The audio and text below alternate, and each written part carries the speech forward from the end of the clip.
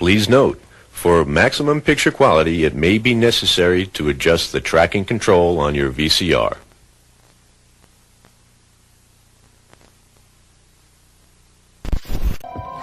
I'm having a good time. Not.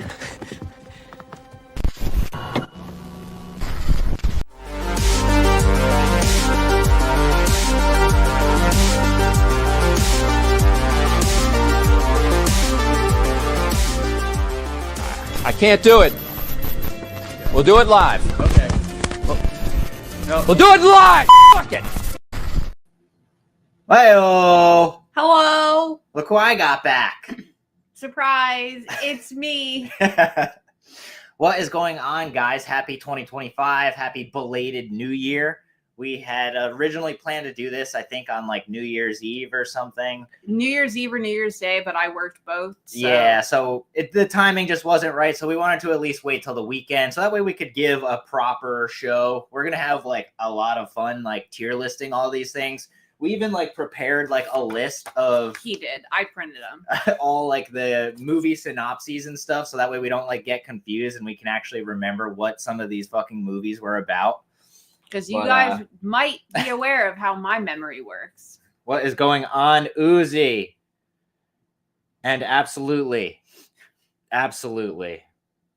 But before we even get started, I just wanted to like mention this in case anyone watches this even after.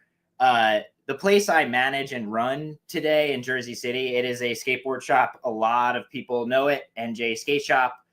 Someone broke in last night and like smashed the door down and got away with like a few things. If you have it in your heart, even if you don't skate, like support the shop, njskateshop.com, like order a t-shirt, order some shoes, order some knickknacks, whatever. Even if you don't skate, we got a lot of cool stuff. Or just go visit the two shops and just support. You know, it wasn't as bad as it could have been, but like it fucking sucks, man. Why do people gotta suck? It's only been what, like 3 days and 4 days into the new year, and like something like that happens. It sucks, but I love this place with all my heart. I've worked there for almost 20 years, and it just sucks. But love the shop. Thank you guys for being here, and yeah, if you want some knickknacks and shit, support the shop. And Bill may just be the person packing your order. I probably am. Jeremy Schneider, what is up, my man? Here for the madam. Well. Oh, Jesus Christ. So that brings us to another inkling of also, how does it sound, Uzi, Jeremy? Do we sound okay? I know the mic sometimes has issues, but we saw a lot of movies in 2024. Granted, we did not see everything in 2024. Like there's definitely going to be some like awesome. Thank you, Uzi. Some notable omissions. Like we have not seen Nosferatu yet. It just came out, Yeah. and I was not about to get off my ass on Christmas. Yeah. No. And don't kill me, cinephiles. I don't really care about Robert Eggers movies. No. Like, sorry, I liked The Witch, but that's about it. It's not for us. Yeah, it's not my favorite, not my cup of tea, but Nosferatu seems interesting, but I'm going to just wait to see it. We also didn't see all the superhero stuff, Jeremy, so sorry. Definitely didn't see the Deadpool movie. I'm sure it's fine and great for fans of that type of shit, but we didn't see it. And we didn't see like a couple horror movies, like big horror movies, shockingly enough. We didn't see Smile 2 yet. Oh, yeah. Which I actually do kind of want to see it, but I'm just going to wait. Just haven't seen it. But quite honestly, we've seen more movies this year that came out this year than we... Well, last year now. Last year now, yeah. Than we in all the years we've been together. Than we normally do. We almost like went out of our way to watch some of these movies, even like when we didn't want to. Well, we went to the movies 3 or 4 times in like a 2-week span. In the span of a month. Yeah, which is a lot for us. Yeah. We don't got no fucking AMC Stubs pass or anything like that. There you go. Yes, Jeremy. Craven. I'm sure it was a fucking awesome movie. I love that dude, Aaron Taylor Johnson or whatever, but like, yeah, come on. Oh, Uzi, you're gonna go see Nosferatu on Tuesday. Nice. Were you? You were bashing Craven? She don't know what the fuck. No, that I is, have no man. idea what anyone's saying right now. Yeah, but yeah, without further ado, let's fucking get into it. Let's see. So let me pull this up here and bear with us. I feel like we do live so rarely that I'm like, every time we do it, I'm like relearning the software. So this is what we're going to be doing here today. I got a little tier list for you. We've got excellent, good, meh, turd, and dumpster fire. I'd say anything above meh is definitely worth a visit from our experience anyway. But here are all the movies that we were ranking. I think it's 42 altogether. You counted them. I don't know. I I just printed the papers. I think it's like 42, which is a lot. So let's get into it and let's take a look at what is the first one on this list. The first one is Abigail. So, Vicky, if you would be so kind as to find Abigail on our little list here. The only gripe I have with this is that you didn't. It's not in any order. So. No, I wish they were alphabetized. Oh, my bad. It's, I could have fixed that. I had time yesterday. Oh, you found it? I found it. It was easy to find. I printed double-sided because I'm talented. All right, let's do it. A group of criminals kidnap a teenage ballet dancer, the daughter of a notorious gang leader, in order to obtain a ransom of $50 million. Same. But over time, they discover that she is not just an ordinary girl. After the kidnappers begin to diminish one by one, they discover to their increasing horror that they are locked inside with no normal little girl. Abigail, made by the Radio Silence people, who you'll remember from Ready or Not, the two new Scream movies, which, I kind of didn't really care for all that much. Didn't hate them. They're just kind of mad to me, but Ready or Not was fantastic. So we kind of had no desire to go see Abigail in the theater or anything like that. It wasn't even on my radar, but I mean, really, whatever is. I mean, it even stars Melissa Barrera from the new Scream movies. Which I already forgot. And something I didn't realize either is it also had Dan Stevens in it. You'll remember from The Guest, The Rental, so many other movies. Like, fucking love Dan Stevens, man. I don't know what it is. I was just about to say, what was that thing we just watched that he was in? And then I realized it's on our list. Oh, yeah, we'll get to that. But,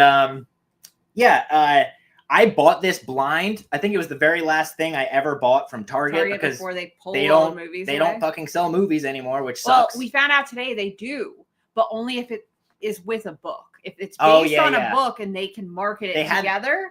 They had that Blake Lively movie where she's like suing the director and all that shit there. So I guess it's only if it's making headlines are they going to sell just one single copy. But I bought it randomly and I was like, you know what, whatever. It wasn't too much money. And I fucking loved Abigail. Yeah. I was blown away because I was like, vampires, great. Yeah, it's like vampires are kind of getting killed to death, like speaking on like the Nosferatu shit. They've been. But it involves like not only are they just kidnapping some rich guy's little girl, it turns out that she is like, I guess you'd call her like the daughter of Dracula. They never really like perfectly exemplify whether or not it's Dracula. I've seen that said enough. But he's like a higher up vampire, if you will. He's Dracula. Yeah, fuck it, whatever. He's a high grade vampire, and they kidnap his daughter, who is also a vampire. So she starts fucking all these people up. There's even an awesome scene in it where she's like dancing to Danzig, and it's like, dude, it's so awesome. It is campy as all hell. I just loved everything about it. Like, horror comedies don't really go over well these days. So like to get one that kind of like nailed the right ratio of blood, guts, horror, and like moments where you're like, it's very rare. So I loved it. Where do you think we should put Abigail on our list here? I'm thinking good. Me too. Yeah? Yeah. All right. Because it didn't like completely blow me away. I was more blown away at how much I enjoyed it. All right. So there you go. Our first one is Abigail, and it's going into the good tier. Now. Oh, but what did you rate it on Letterboxd? Did you? I did. I think I gave it like a 3.5. Oh, I gave it a 4. Okay. All right. So on the better end of good. Yeah. Also, yes, by the way, like if we don't go into like a lot of detail on these things, we either have we're not here for that today. Yeah, we either have like a video we've done on some of these movies, or you could just go visit our Letterboxd, which like the links to all that shit's going to be in the description. I believe I already did that. Check out our Letterboxd. I write way too much about this shit. I rarely write anything at all. But you can see our ratings and like where it falls in that like 5-star scale. So by all means. All right. So what do we have next? Alien Romulus, which, like I just said, is a movie we did a whole live video on where I inadvertently pretty much broke down scene by scene what happened. So my apologies. As he does. But yeah, read us the synopsis of Alien Romulus. If you don't know what this movie's going to be about, I don't know what to tell you. You've got a lot of movies to watch first. Yeah. While scavenging in the deep ends of a derelict space station, a group of young space colonizers come face to face with the most terrifying life form in the universe. Yes, it is a xenomorph movie. It takes place between the first Alien and Aliens. I was very trepidatious about this movie, cautiously optimistic. I thought they were going to fucking fail miserably, but I love Fede Alvarez, the director. I loved his Evil Dead. I love Don't Breathe. I even like sometimes really like his like producer credit movies. Like he did the Netflix Texas Chainsaw Massacre, which at first viewing I hated, but it has grown on me like a fucking tumor, man. Like I really like it. And at the more times I've watched it, I've kind of been like, well, what more would I have possibly wanted from a Texas Chainsaw Massacre movie? Like, I don't know. We're not talking about Texas. I know. Chainsaw. I'm just talking up Fede Alvarez for me. Like in my opinion, like I like the guy. I thought Alien Romulus was fun. It gave me what I wanted, more of like a horror kind of feel. It got great practical effects, which I loved. You get, honestly, like a great tie-in to the rest of the movies. Like it wraps up a lot of like the stuff that was explored in Prometheus and Covenant, like with the black goo and all that shit. And the reasoning of how they got a hold of like Big Chap, the alien, was, pretty well done. Like they find it a little frozen in like a little piece of fucking carbonite in the Nostromo in the beginning of the movie. I think the main thing I disliked about Romulus was all the fan service. Like I didn't mind it as much. Upon revisit, did it bother you more though? No. Like I bought the movie and we watched it again. I ironically you liked it more. I raised my rating on Letterboxd from when we first saw it in theaters. I rated it a 3.5, and I enjoyed it then too. You loved the synthetic. Dude. Loved Andy. Yeah. I love Andy. Even when he was bad, I was like, "Fuck yeah, Andy!" But like, also stop that. But then when we watched it after we bought it, I raised it to a 4. Yeah, you did like it more. I kind of was like, ooh, the fan service stuff did not land for me the second time. Like. When Andy like says the line, sorry if this is a spoiler, the movie's been out for almost like half a year now. Yeah. Get away from her, you bitch. It's it was awkward, but I knew I could feel him cringing in the seat next to me. Whereas I knew it was going to come at some point throughout the movie. So I was like, all right, well, moving on. And luckily it was towards the end anyway. It wasn't enough to ruin the movie at all for me. You know what I mean? Like there were some absolutely amazing sequences in it. Like, specifically when they turn the gravity off, I loved this part where like the xenomorphs are coming after them and they turn the gravity off and she starts shooting the aliens with the fucking like pulse rifle and they just explode into acid that is like sitting in zero gravity. Thought it was fucking awesome, but that is too much. We did a whole live video. Go check it out if you want to know deep thoughts. We're already going on for too fucking long. Also, I would like to note that it is the only Uzi popcorn bucket I have bought for any movie. Big facts.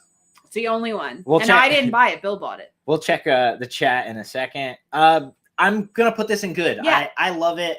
I didn't blow my socks off. Didn't blow my socks off, but I liked it. And I'll happily rewatch it and keep watching it in like the Alien canon. I think it's great.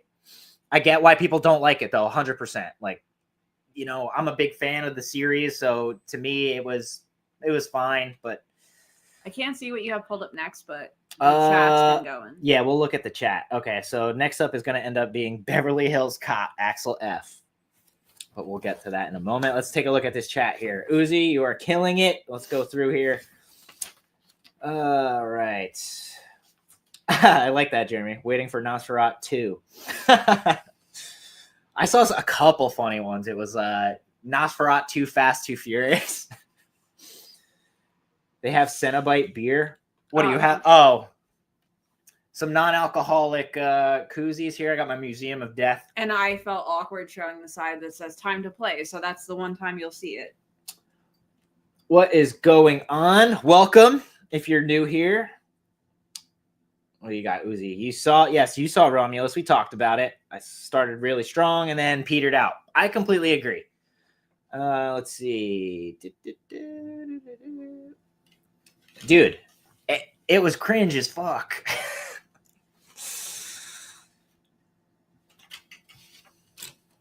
Yo, not for nothing. I don't care about the movie, but it is cool. I don't got room for that kind of shit. No more stuff. Yeah, no more stuff. She already hollers at me. I just like bought like 2 gigantic limited edition movies that came in yesterday, and like the shelf is just like packed to the brim again. All right, but back to what we're at hand here. The next movie is Beverly Hills Cop 4, Axel F. Of course, this was a straight to Netflix movie, the 4th movie in the Beverly Hills Cop movie series or what have you. All right, let's go. You want me to read it? I thought we were taking turns. Oh, sure. All right, you have more to say about this than I do, so I'll read the synopsis. Yeah, you read the synopses. 40 years after his unforgettable first case in Beverly Hills, Detroit cop Axel Foley returns to do what he does best: solve crimes and cause chaos. Great synopsis. I mean, that's really it. I had no hopes for this movie whatsoever. The Beverly Hills Cop series is a lot of fun. The first 2 specifically. The 3rd one kind of sucked. But for a straight to Netflix movie, I thought this was great. It was exactly what you needed from a Beverly Hills Cop movie. Fucking Eddie Murphy killed it. I couldn't believe how much I liked it. It's been probably like 6 months since we've watched it, but I remembered really, really enjoying it. I thought it was perfect. And especially it wasn't like too fan servicey. Like you did get, what's his name? Judge Reinhold's character was back. He was like kidnapped or whatever in this one. And the actor who just passed away, his partner, I forget his name, so my apologies. But I don't know, just enough like callbacks to the original trilogy to like keep it from, I don't know, feeling too new. Not that we didn't want it to feel too new, but it was fine. I wouldn't say it's like was amazing or anything like that, but I was stunned at how much I liked it. And Eddie Murphy, dude, like really killed it in that. But for me, how do you feel about this, babe? Meh. I have no attachment to the series. True. We did watch the originals though, and I remember you and me had a moment where like what's her name? Bridget Nielsen, who was like married to Flavor Flav or whatever. Yeah, no, like, I know her exclusively. She like walked into the like shooting gallery at one point, and he's like, "Damn, that's a huge bitch." And like you and me like shared like a really funny line moment from pop culture history. Yeah, not from having seen it. But anyway, meh. It was good. I thought it was going to be an absolute abomination. So meh is great for that movie, and I highly recommend checking it out. And definitely check out the rest of the movies, specifically the first 2. All right. Oh, it's cool. We got some more people coming in here. Say 10. What is going on? Say 10. Love it. What do you got, Uzi? What did I get yesterday? I got from Second Sight the Ginger Snaps. Yeah, the Ginger Snaps trilogy, and I finally picked up Frontiers, which we just watched Frontiers this morning. Like an hour ago. It's so fucked, dude. I love it. Oh, dude, yeah. Also ordered this like I don't know, a half hour ago. I don't know why. I heard good things. But it's just something I would like to own. I love the original Street Trash. I think it was one of the first schlocky movies that you showed me that we like bonded over. Because I loved it. You liked the 3rd one? I thought the whole theme park aspect of it was a little hokey. But hey, to each their own. That's why movies are great. Let's see, 10. What do you got here? I think my favorite movie was Strange Darling. Dude, I wouldn't fight you on that. We loved Strange Darling, and we will get there. Don't worry. Oh, I know, dude. I couldn't believe Bridget Nielsen was married to Stallone. Oh, dude, you never saw Ginger Snaps? Dude, the first Ginger Snaps, so good. And I know, like, werewolf movies are kind of very rarely good, but Ginger Snaps is awesome. The first one. Yeah. Who doesn't? Did you see the remake? Say 10? Love the name. I did not see the remake yet, and I bought it on a whim. But I really wanted it. All right, so next up, what do we got? We have Bad Boys 4. Ironically, 2 part 4s back to back. This is what was this one called? Ride or Die. Bad Boys Ride or Die. Probably like near the back, I would think. Bear with us. I put these out of order for some dumbass reason. There it is. It's on the second page, actually. Nice. All right. Bad Boys Ride or Die. After their late former captain is framed, Lowry and Burnett try to clear his name only to end up on the run themselves. So, Bad Boys as usual. Bad Boys again. Again. I wonder if they shot themselves in the foot, because I remember the last one, it was right before the world shut down because of COVID. We went to go see the third one, and it was called For Life. Dude, talk about shooting yourself in the fucking foot if you knew you were going to make a fourth one. They probably didn't know. But this was another one I had no hopes whatsoever for, but this series, I just love them. Me too. I love Will Smith and Martin Lawrence together as Mike Lowry and fucking Burnett. They are so fucking funny. And I normally don't like this kind of buddy cop dynamic, but they kill it. Every single one of these movies has been wildly entertaining and over the top ever since like Michael Bay started doing it. I know Michael Bay, just like shit exploding and over the top action, but this was no different. This one like includes elements of like the one before where we found out Mike Lowry like fathered a bastard kid with some like drug cartel fucking lady. But this was a lot of fun. They managed to make Joey Pants. Yeah, Joe Pantoliano. Pantoliano. There you go. He died in the last one, but they bring him back to like, because someone's like framing him or some bullshit like that. But there's some really cool camera work in this fourth one. Like they had like a camera on like the gun in this one, and like it was attached to Will Smith or Martin Lawrence. And like when they would move, they can flip the camera around and it would like show their expressions and shit, almost like a first-person shooter video game. But it was like insane and like really cool, really well done. There's like a scene with an alligator killing people in this fucking movie that you aren't expecting. I couldn't believe how good this was. Like like Bad Boys 4 being good. Come on, dude. I was so excited. I didn't even care. Yeah, it was great. And I have no shame. This one's going right into good. Yeah, it was fucking. It wasn't excellent. It wasn't excellent by any means, but you know what you're getting from a Bad Boys movie. And if you like the other movies, you're going to like this one. The next one, you're on your own. Oh, what do we got? Oh, next one's going to be one for me. I just want to dive back into the chat because the chat is lively. Yes. Thank you guys for being here. What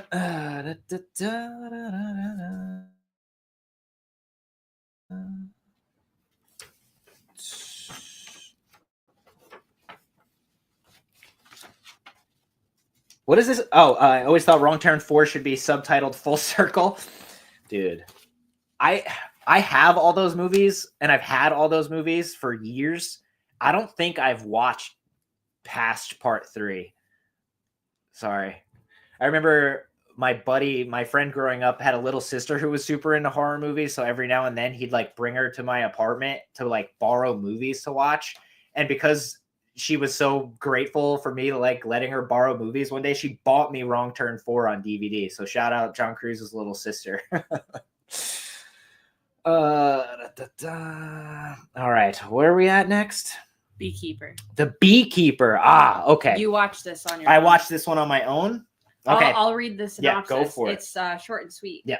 One man's campaign for vengeance takes on national stakes after he is revealed to be a former operative of a powerful and clandestine organization known as Beekeepers. Yeah, you're on your own with that.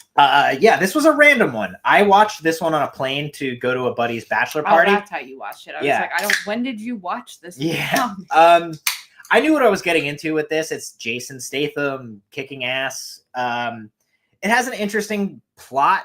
It's essentially like someone he knows in his town where he lives because he's like semi-retired or whatever as a part of this weird, I don't know. He's like a mercenary for hire type deal, but it's like secret, like CIA like shit. But a woman in his town gets scammed for all her money. And then like I think she like commits suicide or someone in her life commits suicide. And he gets so mad about it that he goes to like this ring of essentially telemarketers that are scamming people out of money and just starts fucking shit up. So the phone girls and John Wick? kind of like that, but like bastards robbing you for all your money. It's real. I didn't like hate this movie by any means. It's just like, dude, once you've seen one Jason Statham movie, you've seen them all. And for me, this one didn't really do it for me. But I think because he's just like older. I don't know. It just didn't click. If I want a Jason Statham movie, I'll watch like The Expendables, Crank, or like The Transporter. Uzi's comment just made me laugh. The last one. Oh, I'll get there. We got shoots honey at people. Yeah. But like I said, if you liked Jason Statham movies, you'll like this one. I didn't hate it per se, but I certainly I have trouble putting it any higher than turd. I'm sorry to people that might like it. It just wasn't completely for me. And maybe it was due to the circumstances of me watching it on a plane, trying to like get to my destination. It also might have had something to do with what I watched alongside it, which we'll get there. Yeah. Oh, I didn't realize that was the same flight. Yeah. And next we'll have Beetlejuice. I finally saw it. Dude, exactly, Uzi. You've seen one Statham movie, you've seen them all. Not that there's anything wrong with that. All right, so Beetlejuice. I'll get there. Alphabetize these next. I didn't think ahead. He just like shows me a Word doc on his phone. He's like, or no, you just emailed it to me with print as the subject. After a family tragedy, 3 generations of the Dietz family return home to Winter River. Still haunted by Beetlejuice, Lydia's life is turned upside down when her teenage daughter Astrid accidentally opens the portal to the afterlife. Yeah. Legacy sequel. I was trying to remember the phrase legacy sequel before when he was talking about Beverly Hills Cop, and it finally came to me. And guess what? I didn't even mention that. That's exactly legacy what that sequel. is. Yeah. So many years later, You did. here we are. Well, before I'll let you have your 2 cents here with this movie because you've never really talked about it on camera. No, before. Bill did the review because I went. I went to go see it with like my grandparents because I grew up watching it with them growing up. If you want my thoughts on it, I'll leave it at that. I did a whole review on it on our page, so dive on back. But I will leave you with this. I thought I was going to absolutely hate this movie. I thought it was fine. So have at it. I don't have a whole lot to say about it other than I love what's her name? Jenna Ortega. What, really? I really enjoy her. I thought she was one of the ones you said, I am sick of her. No. Like when she was doing X and Scream. No, she plays essentially the same roles over and over again. And she ironically was just kind of doing Wednesday Addams in Beetlejuice, but I like that. I kind of expected that from her. Yeah, I almost wanted her to be more like Winona Ryder's character in the original film. I will normally complain that we don't see a lot of range from this generation's actors and actresses because we don't. It's like if Sydney Sweeney gets put in a movie, it's for her boobs, and we only have Immaculate to go off of in terms of her abilities. Aside from that god awful comedy we watched with her last year. But case in point, though, that was like stupid. It was silly, if you can even call it that. But like with Jenna Ortega, she does get a litany of the same general roles. Like they're very repeated. Understandably. But I enjoy that character that she plays. I watched a weird movie too. Dude, Willem Dafoe is having a hell of a year. Yeah. But I watched a movie before you got home from work one day that she was also in, and it's something about like she's trying to like seduce her teacher or some shit. I don't know. I vaguely remember reading something about it. I don't know if when it came out. It wasn't very good, but that was like the closest thing you see to Jenna Ortega playing a different role because now not she's like a scared little teenager. Yes, instead she's like boom. Oh boom, shit! But like so he's Satan is right. She's fire. Yeah. Okay. I really enjoy her. So seeing her again. Yeah. What are your thoughts on the fan service they gave you here? I didn't care. His grandma, if you watched our video or are going to watch his video, are going to watch it, you'll see she loved it. Absolutely loved it. And it was like, Vicky, you really blew it. You missed out. And I was just like, I'll see it when I see it. Like, I'm not in any hurry. I've seen Beetlejuice thousands of times. Same. I get it. So I didn't get like that, like, heart-pounding excitement over seeing it. That might Justice for Bob, though. Yeah. But fan service wise, it doesn't go too heavy. Like there's a couple moments where you're like, okay. but nothing too bad. Like they only even hint at the original very, very lightly. Like they go over the bridge where Adam Baldwin and Alec Baldwin, my bad, and Gina Davis's car went over, and like they pause on it for a second. And it's like, yeah, I get it, but even like I remember everyone complaining that there was too much Jeffrey Jones being referenced. He doesn't even have a fucking head. But like people were complaining a lot about even his existence being referenced, and it's like it was definitely just like time filler because they were filtering in a lot of fan service, but it was like I loved Monica Bellucci's character too. I just wish the movie. I mean, there's a whole review where I talk about this, but they didn't give her enough character development. Yeah. Like it was just kind of like, well, here's this Beetlejuice woman that Beetlejuice said he was married to, like out of nowhere. That was never brought up in the original, which is fine. Yeah, give us a different storyline because otherwise, what's the point of this? They kind of wrap things up rather quickly. Like everything only comes all together right at the end, and you're just kind of like, oh. That was kind of the theme for not kind of the theme for movies of this time. That it just is the theme of movies. Now. They don't know how to end. They get you all ramped up, and then they're like, "Well, we're just gonna, roll credits through it." But like it was fine. Oh come on, Uzi, yeah. I gave it a 3.5 out of 5, and I think that was more than fair. He even said the juice is loose for fuck's sake. Yeah. But yeah, it was fine. I'm not gonna go higher than mehhh for it though. No, it's fine. But I gave it a 3.5. A 3 is my baseline for rating movies. If it's below a 3, you're in trouble. If it's a 3.5, it could have been a 4, but it wasn't great. Yeah, I mean, much like Beverly Hills Cop, I thought I was gonna hate this movie and ended up thinking it was like fine, which is great. I'd rather it do that than like me absolutely hate it because it doesn't feel like a complete waste of time. Granted, do you need it? No, but like. Overall, I think you'll at least be entertained by it. But if realistically they're trying to lure in the newer generations of people who aren't necessarily as familiar with the original movies as we are, and throw us fan service because we're watching it too. All right, I don't complain about that. And next up is probably going to be in the running for like a lot of awards during award season. It's Challengers. This is directed by Luca Guadagnino. I forget how to pronounce his name, but he's the guy who did the Suspiria remake, if you remember.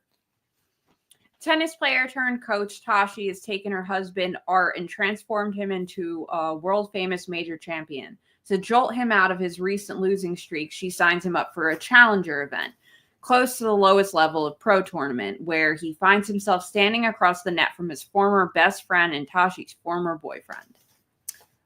I really didn't have any desire to see this. I suggested it because it was just something different, and everyone was talking about it for like a week or two. Everyone was talking about it for a while, and I was like, all right, well, so like the movie at least has to be like good.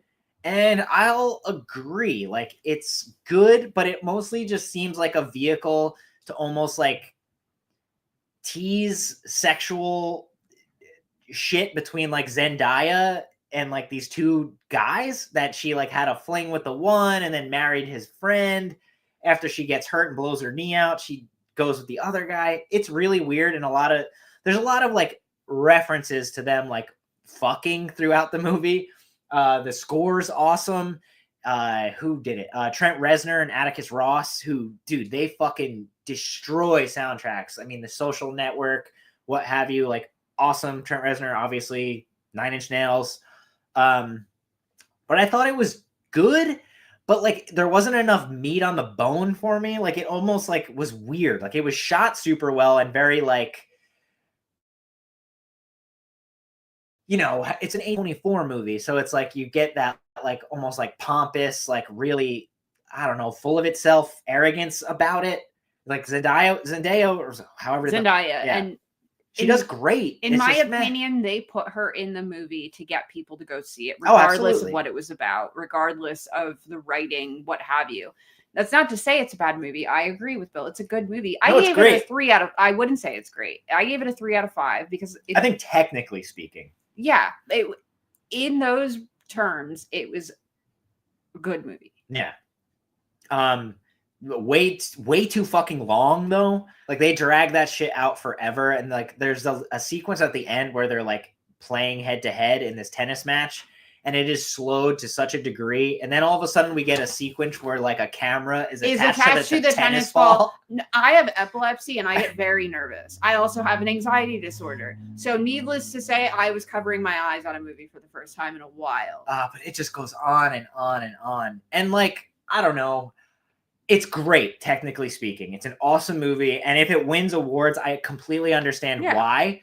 It just wasn't for me. Yeah. We are not here to yuck your yums. Yeah. It's just not, it wasn't made for us. I think it was like, I think Willem Dafoe, ironically talking Willem Dafoe, there was like an article recently where someone asked him or someone, you know, like him, what they thought of Challengers. And he was like, I thought it was the biggest cock tease in cinema history. And kind of is, especially the scene where they're like about to like have like a threesome together.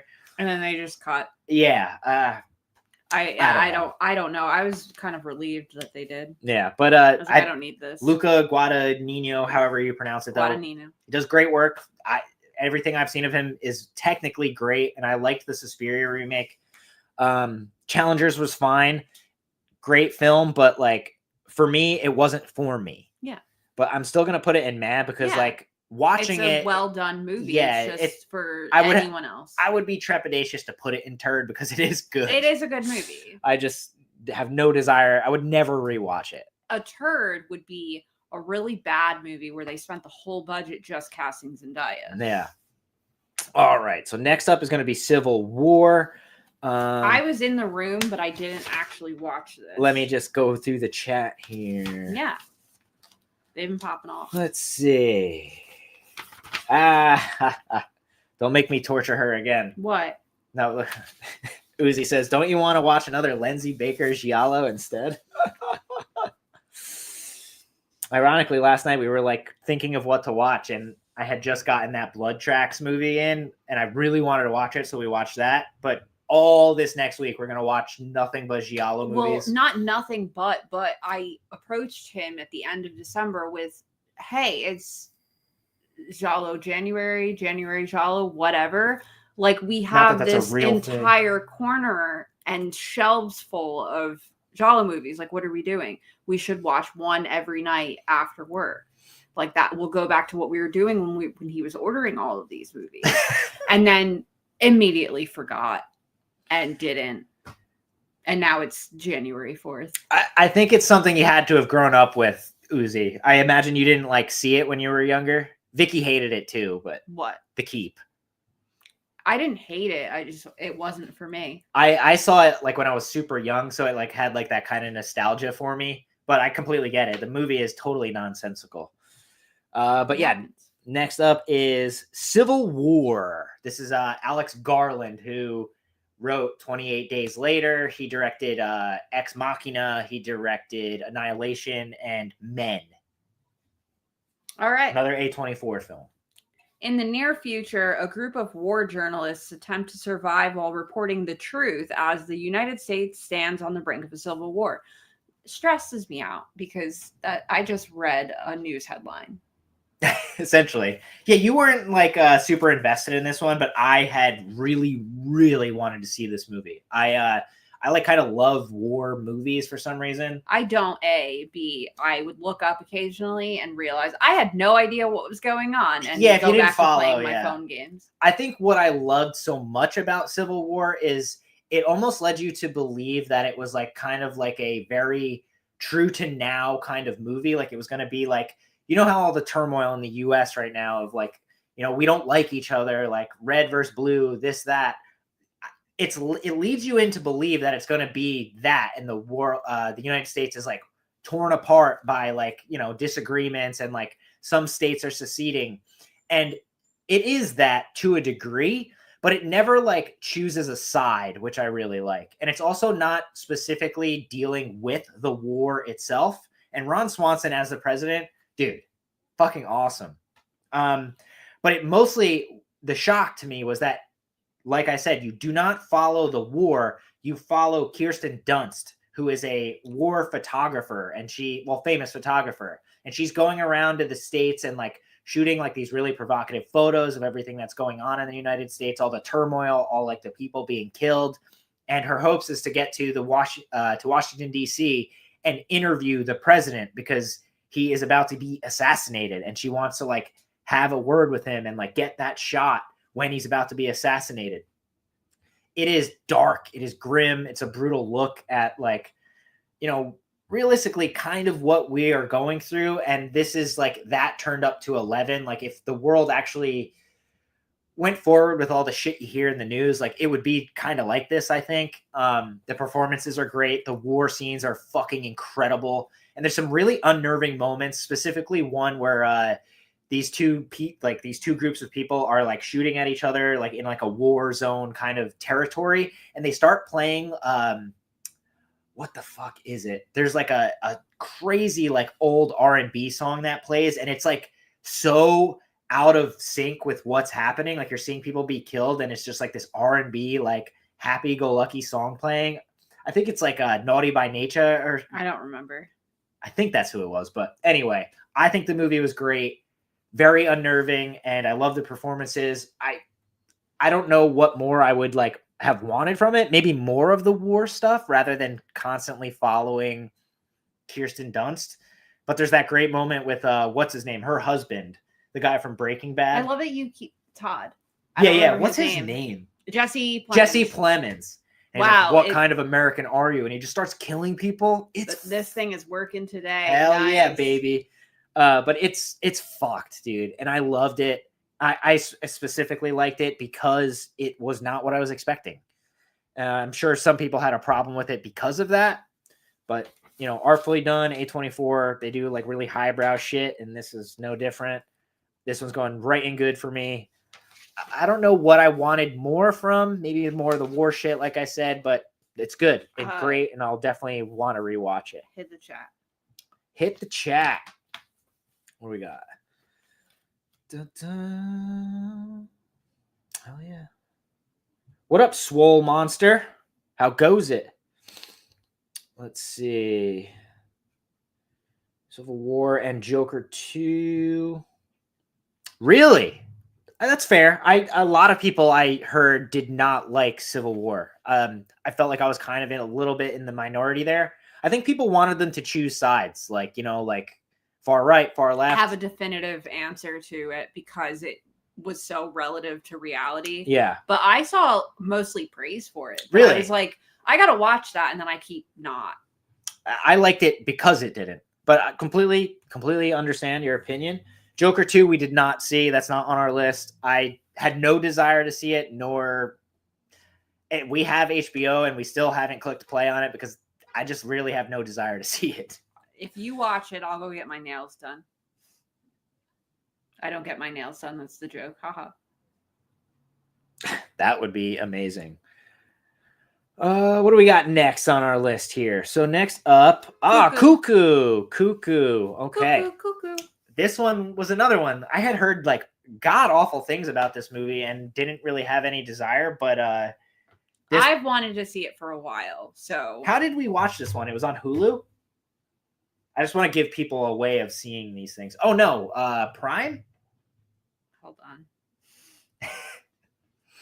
Letterboxd tells you these That's things. right. Hulu. Oh, it was on Hulu. So Cuckoo's on Hulu if you want to check it out. Civil War, I don't think is even on anything yet. I think it might be on HBO. Oh, there you go. Check it out. All right, so Cuckoo. After reluctantly moving to the German Alps with her father and his new family, Gretchen discovers that their new town hides sinister secrets as she's plagued by strange noises and frightening visions of a woman pursuing her. You can take it away on this one because I think you like this a little more than I did. Probably. Yeah. This one stars Hunter Schafer. Yes.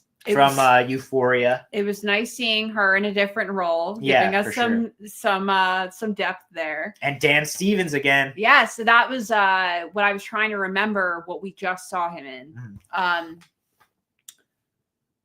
thought, again, I gave it a 3 out of 5, and I'm going to explain this.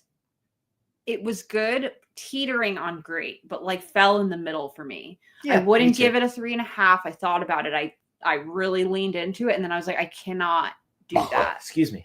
because it's just it isn't quite great. Mhm. I just like you said about Civil War, I don't know what I wanted from this, but like I saw a lot of negative reviews too, and I was like, I have to know. We watch enough YouTube people that like talk movies and shit that like I saw so many people being like, this movie sucked, and like I thought it was like, listen, it's original as hell in my opinion. Like it's totally original. Like it's Hunter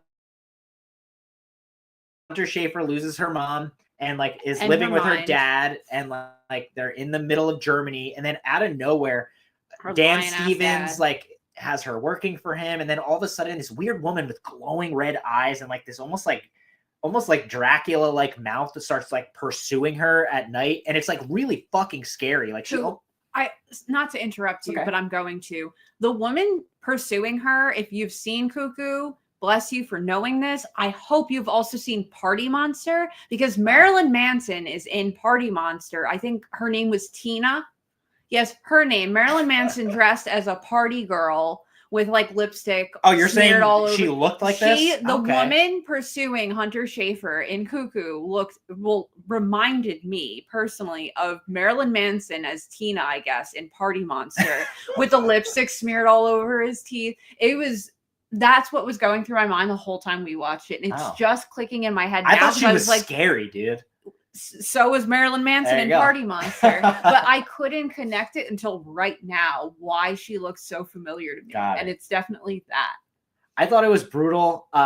You almost like don't know what's going on for a while. I think where this movie kind of lost me is when they reveal what exactly this woman is. I don't want to spoil it because like this is a movie that I think a lot of people should see and give a chance, because it's a super original new horror movie, man.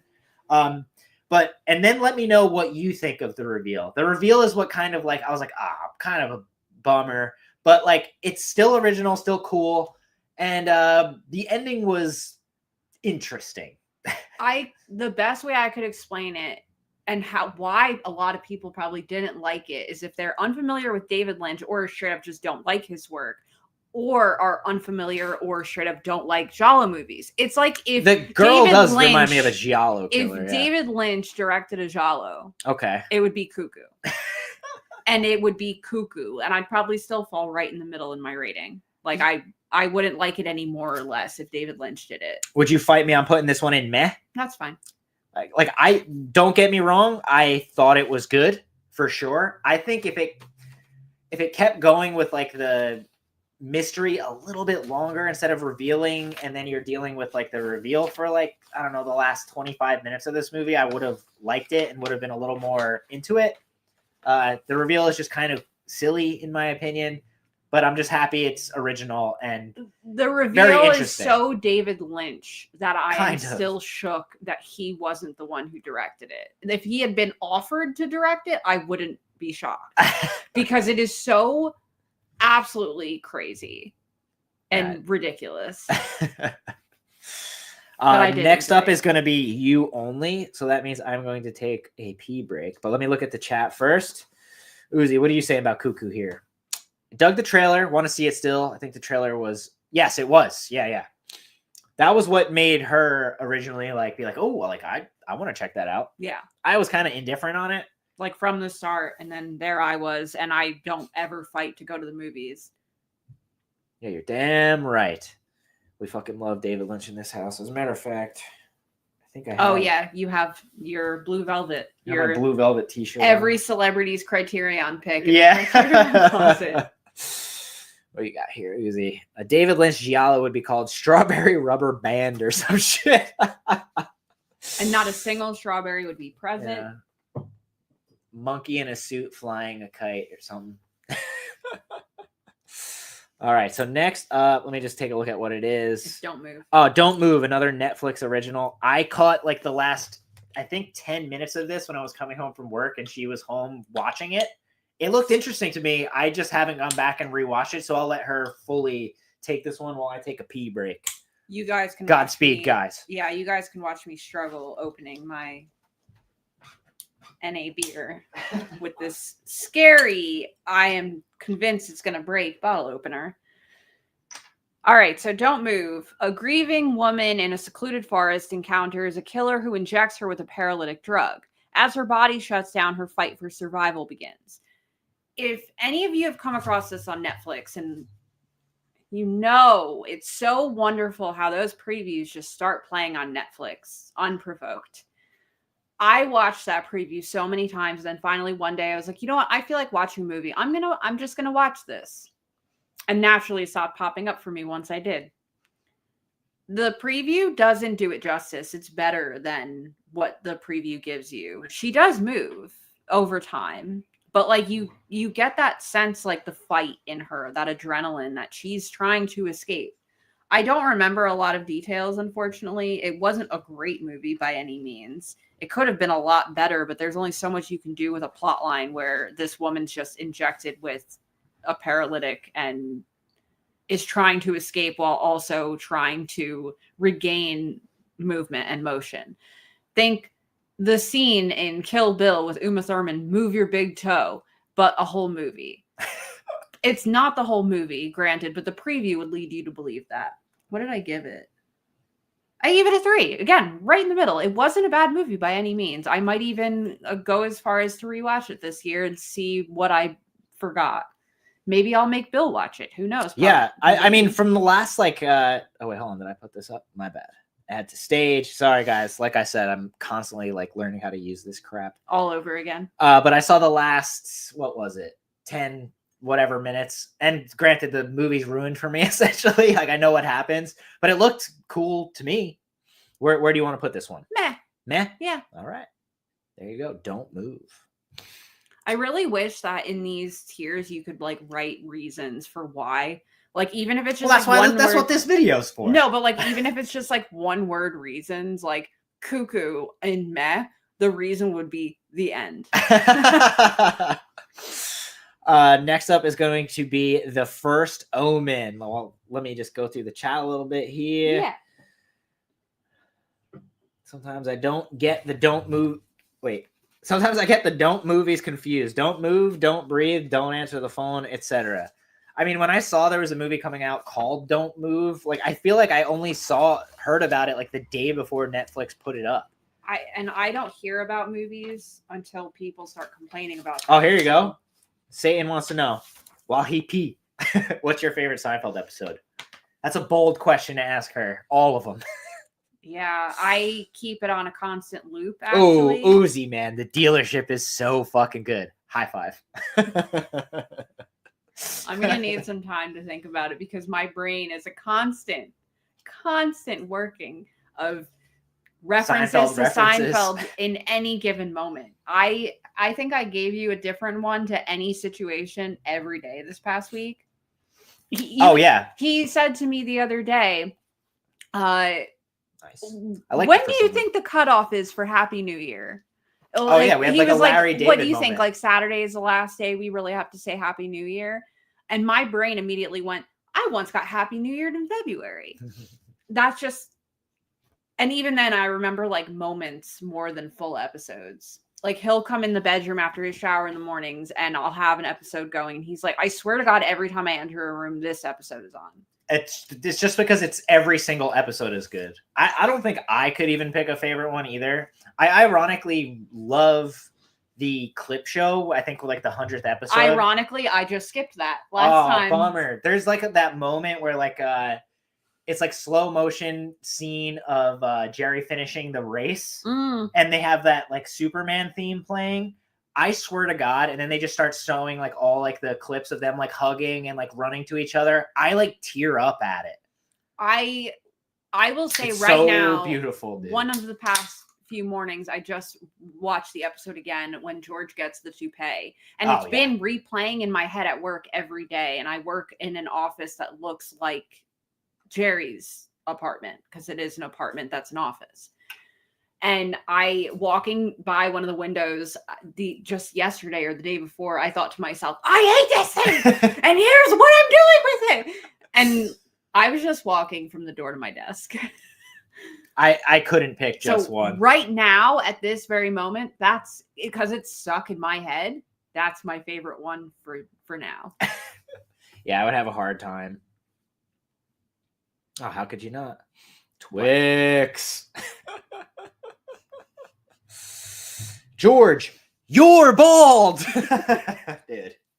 There's just so much good, so much to love about Seinfeld. Yeah, it's wonderful. If she's ever bored one day, I would love to get her to like film like a Seinfeld video for you guys, because she would have hours of shit to say about it. I say this all the time. I'm the TV guy in this relationship. Yes, I love TV I'm the movie shows. guy in I this. rewatch entire series of TV shows, some of them multiple times a year. Seinfeld is always a constant, like a filler thing for me, because it's comforting, it's funny, it never bums me out.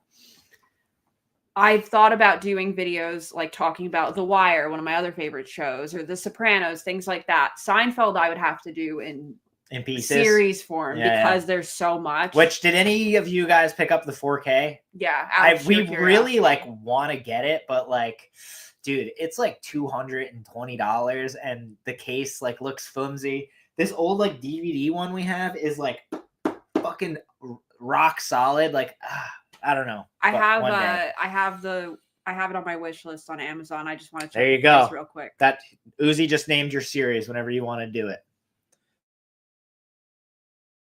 The Seinfeld Files. Instagram account.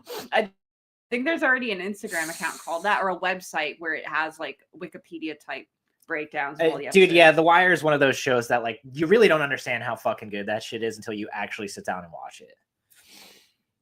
You don't need George in 4K? Oh, I kind of do. Well, I really want to see what it looks like though. Like, I'm so curious. We don't even have Blu-ray. Like, and that's the thing. That's what this release was. It was like 4K and Blu-ray. And did I get tempted to order both? No. Yeah, why not? The problem people had with the Bluray is that it changes the aspect ratio. Like, it's widescreen instead of like the original like 4:3. I wouldn't notice until you'd point it out. Well, that's what I notice every time we watch it on Netflix, is that it's like the whole screen, and I'm like, eh. So you're missing parts of the shit. Like whatever. This isn't a Seinfeld show. The Child's Play VHS. But thanks, Satan. Now look what you've done. Yeah, too expensive. Absolutely, yeah. I'll wait for that thing to go way, way down because people aren't paying it. It's currently $215 on Amazon for the 4K, but we'll talk. Yeah. Heavy tax month. We got The First Omen. The First Omen, right. I forgot what we were doing. When a young American woman is sent to Rome to begin a life of service to the church, she encounters a darkness that causes her to question her own faith and uncovers a terrifying conspiracy that hopes to bring about the birth of evil incarnate. First Omen. When this was first announced, I was like, why the fuck are they making a prequel to The Omen? A legacy prequel? Yeah, I mean, like, especially this long after any Omen movies have been made. I think even the remake was 2006. Yeah, 666, actually. I remember going to see it and getting that poster that said 666 on it. I didn't need the movie, but ironically, it was pretty good. It was fine. Yeah, it's exactly as the description is. It's this young woman going to like study at this convent, and she's eventually gets like impregnated with I don't know, that dog thing or whatever. Satan's child. But there's a really graphic scene where this fucking creature thing is like coming out of her vagina, and it is fucked. Like, that's the only way I could describe it. Thank you for reminding me my favorite part of the whole movie. Yeah, that was the best part of the whole movie. Another part that I thought was kind of cool, the guy gets like split in half by a car, kind of like a nod to the original Omen where the guy's head gets lopped off. There's also like a moment where they go to like this discoteca, which like reminds me, Big Vic and I, we love our giallos. Our discotecas. It reminded me so much of a giallo movie, man. Well, it was in Italy. But I think people give this movie a little too much credit. Like, there was the two movies this year that were this and Immaculate, which we'll get to Immaculate, that are just like so similar. And we watched them so close together that they kind of run together. But I do remember thinking, like, when we first saw First Omen, I was bummed that it had to tie into the original Omen. Like, if it like didn't tie into the original one and it was like its own thing, like Immaculate is, I would have thought this was awesome. But at the end, it starts to like wrap shit up and like be like, oh, this is Damien. Oh, this is that. And it's just like, it kind of took away from the movie being super good. Yeah. I think maybe if I rewatched it, I'd like it more. So I'll probably, if down the line we like, change these, not that I You forgot ever to would set want the to. stage. Oh shit, my bad. Like I said, set the stage. Big brain, big Big- dick over here. Thank you. I apologize if this offends anyone who really liked it. I liked it, believe me. I just preferred the other this year. I know a lot of people like would probably say this is like one of the best of the year. For me, just meh. I Yeah. seriously thought for a second you were gonna put it in turd, and I was gonna be like, bro, wait a minute. You liked it that much? No, No? but like you liked it more than I did. I did. It was just very divisive in the fact that there were two kinds of people on the internet this year with this movie. They loved it or they were about it, and I saw more people love it, but still it was just like I don't care. I love the original Omen. Me too. The remake was fine. Yeah, I don't even get people like slamming the remake. It's like shot for shot the original fucking movie. You don't even you don't need it, but exactly. I don't know. Maybe I'm biased because I love the actor who played little Damien in the original. Oh yeah, our friend. Yeah, I think he's our friend. Catch you at the pub later though. All right, before we go on, the next one will be Frogman. But let's see what we got going on here. Oh, dude, see? Yeah, same thing happened with The Simpsons. They stretched it. That's fucked. See, that's what turns me off the Blu-ray of Seinfeld. That's unfortunate. Watched Omen 4 for the first time last year. Planet of Ass. Dude, honestly, I don't like any of the sequels. I can't lie. I have that Scream Factory box set. I've maybe watched them once. You don't need them. I watched the original one, though, like maybe once every couple years. Which I love it. Gregory Peck is fantastic. Yes. Oh, get the fuck out of here. No. Nope. Oh, you ordered it? Did you get that like super special edition one? I didn't. I just bought it at Walmart. Well, a TerrorVision title at Walmart. I know. I bought it immediately. I didn't even care. But yeah, Frogman. We'll leave it at that while you describe what Frogman is about. Or do you want me to do this one? I can do it. Okay. I'm just trying not to burp. I'll let her rip. It's gone. An amateur filmmaker struggling to turn his passion into a career returns with friends to Lovelandshire, Ohio, the location of his first notorious sighting of the Frogman, determined to obtain irrefutable proof that the cryptid legend exists. Yeah. Uzi, shield your ears. I might spoil some shit for you here. I didn't know what this fucking movie was. I just had seen pictures of it and saw a TerrorVision title at Walmart and was like, I am definitely going to buy this. Yeah. I had no anticipation for what it could be. But lo and behold, it was a really, really fun movie. It's found footage. This kid, when he was a kid, filmed the Frogman, almost like a Bigfoot kind of creature, and The like, Jersey Devil. Yeah. And then for years, people were like refuting it, saying like, oh, that's not real. That's not a real thing. So when he's old and like a bastard and shit isn't going his way, like his films have all failed, he sets out with his buddies to like go and find the Frogman. It's very Blair Witch. Like they go to this town that, is like marketing like Frogman merch and stickers and shit like that. And like they are going through the woods trying to find this Frogman. And for a while, you're almost like convinced that like it isn't real, kind of like the Blair Witch.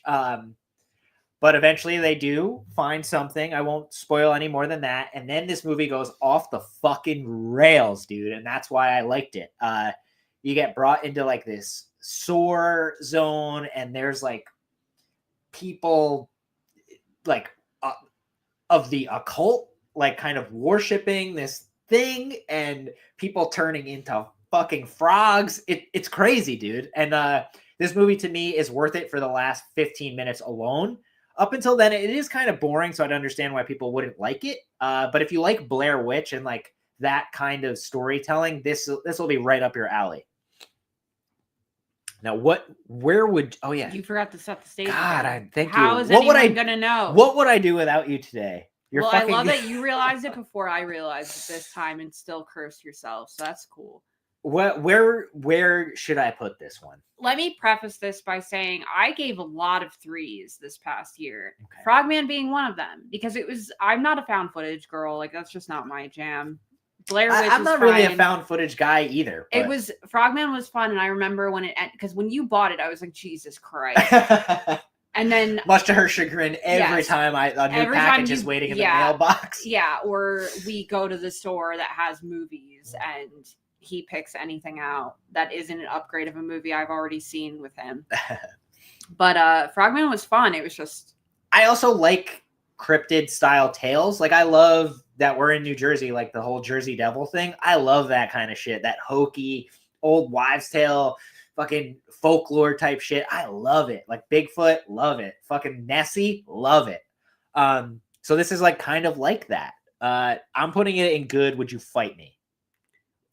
We haven't put a lot in good yet, so you can, and I will say if down the line you over it later, but I'll probably forget like I usually do. If down the line it's looking a little too one-sided, like one thing's going haywire, but it's going to be. But also, yeah, whatever. I don't have an argument. All right, well, we could change it later if down the line we think something is better or whatever. Oh, you just got the regular one, Uzi? Yeah. Dude, it's all you need. You don't need a big box of this. Exactly. It's Blair Witch 2.0 with a fucking Frogman. But you actually get to see the creature, unlike Blair Witch. Oh, really, Uzi? Well, I'll say this. I like Blair Witch. I don't love it. But I like Frogman a little more. I know it's blasphemy to say in the horror community. But also the Blair Witch could have been anything because you never actually see it. Whereas the Frogman...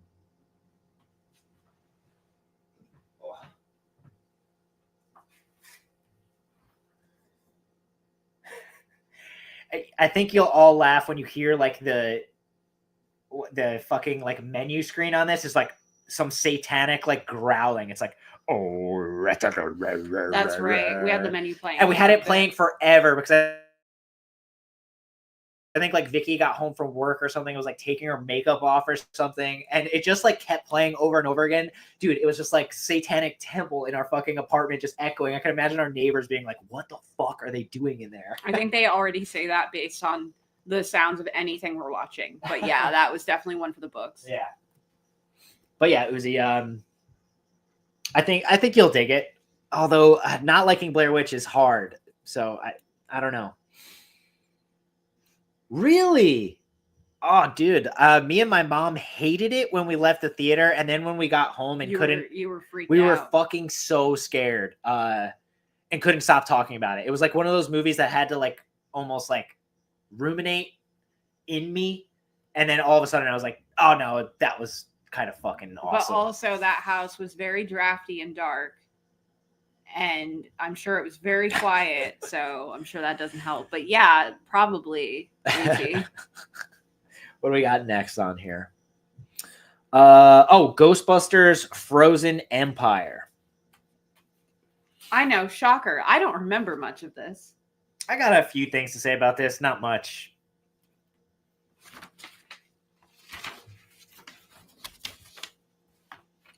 When the discovery of an ancient artifact unleashes an evil force, Ghostbusters new and old must join forces to protect their home and save the world from a second ice age. I remember a bit more now after reading that. I think like the big ploy of this one to get people to go see it is that, of course, like Dan Aykroyd, Bill Murray, and Ernie Hudson were going to be back in their roles as the Ghostbusters, and it was going to take place at the Firehouse in New York City. I'm one of the few people that probably like will say I liked Afterlife. I thought it was like I enjoyed fine. it. I get people's like distaste for it because Harold Ramis was like essentially a AI'd like ghost, even though he's dead. But this one I kind of hated. Like I fucking kind of hated it. It's supposed to take place in New York City, and like half of the city is just like a giant set. It doesn't look like New York City.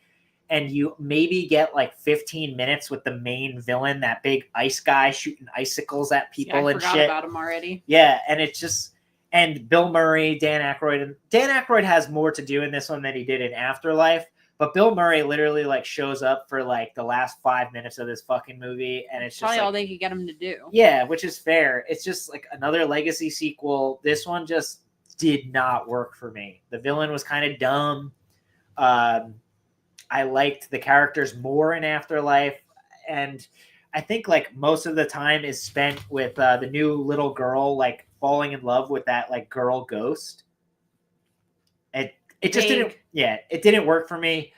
I'm sorry to say, this will be our first entry into the dumpster fire. I gave it a 3 out of 5. Maybe I was too kind with it. But that's the thing with it is like Oh, and I'm gonna add to it because I just saw the runtime on it. It reminded me too fucking long. Yeah. Cut the shit. It's a Ghostbusters movie. I wanted to like it more, and the more and more after, I think even after I rated it on Letterboxd, I just thought about it more, and I was like, dude, the CGI New York, it just wasn't for me at all. So that one's going in the dumpster fire. I should actually lower my Letterboxd rating for that movie because, dude, I don't know. If you liked it, good for you. It's just, I think the problem with Ghostbusters is people always expect them to recapture that original feeling, and it's just never going to happen. So like, either fully go with these new people that you have and leave, Bill Murray and them in the past, or just don't make another one. I lean more towards don't make any more of these, but it is what it is, and studios make money. I didn't care for this one, unfortunately, but I understand if you like it. It is just fun. Like, I'll give it that. It's just like, who doesn't love Ghostbusters tales? But I just didn't like it. All right, well, what do we got here? Oh, absolutely, dude. And what's with people, like, apparently people hate Ghostbusters 2? That's news to me lately. I've seen a lot of people say they don't like Ghostbusters 2. Fucking love Ghostbusters 2. I wouldn't be so annoyed with all of these legacy sequels if they would just do one. Like, even is Beetlejuice the only one they're doing, or are they already calling for a part 2? They haven't announced the third one, thankfully. But yes, Uzi, like Vicky was saying, every movie these days is like touching on almost 3 fucking hours. What's with that? Like, it's I don't have the patience. You know what it is, and I had heard this. Energy. I had heard this before. Is a lot of movies are made long to get hours watched on streaming, because apparently that's a big deal with so embarrassing. I don't know how much they get paid. Like, it's like studios looking at their like counts. What a bunch of dorks. Like, dude, like, especially when horror movies are super long, it's like, oh, dude, like, how a horror movie should be 90 fucking minutes, but 2 hours max. Point blank, I just wish that with Ghostbusters, if they had the nerve to bring it back after all this time, they just did the one like Beetlejuice, like, and then call it like, haha, remember this? I'm surprised they got another one, because I think like a lot of fans didn't like Afterlife. But they don't care if anyone likes it. They care that people are still paying to see it. Right. That's it. That's the bottom line. They don't give a fuck about the reviews. It's, did you pay for your ticket to go in to see it? Even if you bought a ticket and then decided, screw it, they still sold the ticket. That's true. What is next? Oh, Immaculate. Religious horror isn't for me. It's not your thing. No. This is where we might have a disagreement. Shocker. I gave it a 3. Oh, okay. That's my rating of the year. An American nun embarks on a new journey when she joins a remote convent in the Italian countryside. However, her warm welcome quickly turns into a living nightmare when she discovers her new home harbors a sinister secret and unspeakable horrors. Take it away. All right. Of the two, the first Omen and Immaculate, I much preferred Immaculate. I know it has Sydney Sweeney, which immediately is almost like putting the Hollywood big boobed it girl in this movie probably turned a lot of people off, but I thought it was really good. I liked the storyline. I liked the idea that like she gets like cut by like the nail or something that they nail Jesus to the cross with, and like she becomes this immaculate conception. They're giving birth to this baby. and they're trying to bring back Jesus Christ. Like, I think that's really dark and gnarly.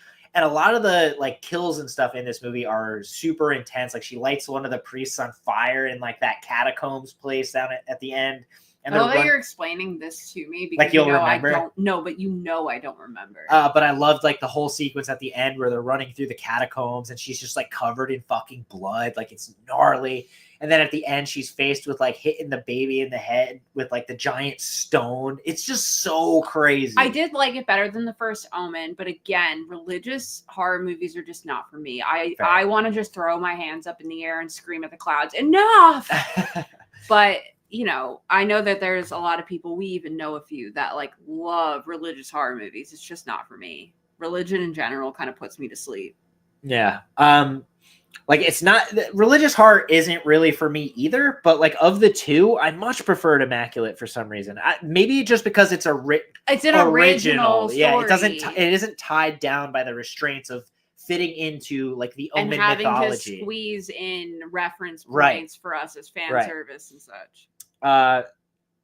And you might fight me on this one, but this one's going in good for me. How do you feel about that? Do whatever you want. I really liked Immaculate, and it's one of those movies. I've bought a lot of the release of the movies that came out this year if I liked them, but I did not pick up Immaculate yet, so that reminds me I should probably pick it up soon. Satan liked it. It's really fucking weird, dude, and I was raised Catholic. It's very weird. All religions are, in my opinion, inherently weird. They're the reason why the world is constantly in turmoil. Religion, money, like money's not even real. Dude, really? Uzi, I didn't notice. They used the theme from the Red Queen Kills 7 Times. I did not notice that. And when I rewatch it, I'll get really excited about that. Cool. Nunsploitation. Dude, something I haven't really dove into too much. I will eventually. But what do we have next? You forgot to set the stage. Oh, no, I'm not. I just want to see what it is. In a Violent Nature? In a Violent Nature. So this one we won't go too long in because we did a whole video on it. Yes, we did a whole video, Bill. Sorry if I keep scratching my nose. My skin is so fucking dry from the cold. It's cold. And he turned the heat off for this, so. Yeah. Hence my sweater coming on and off.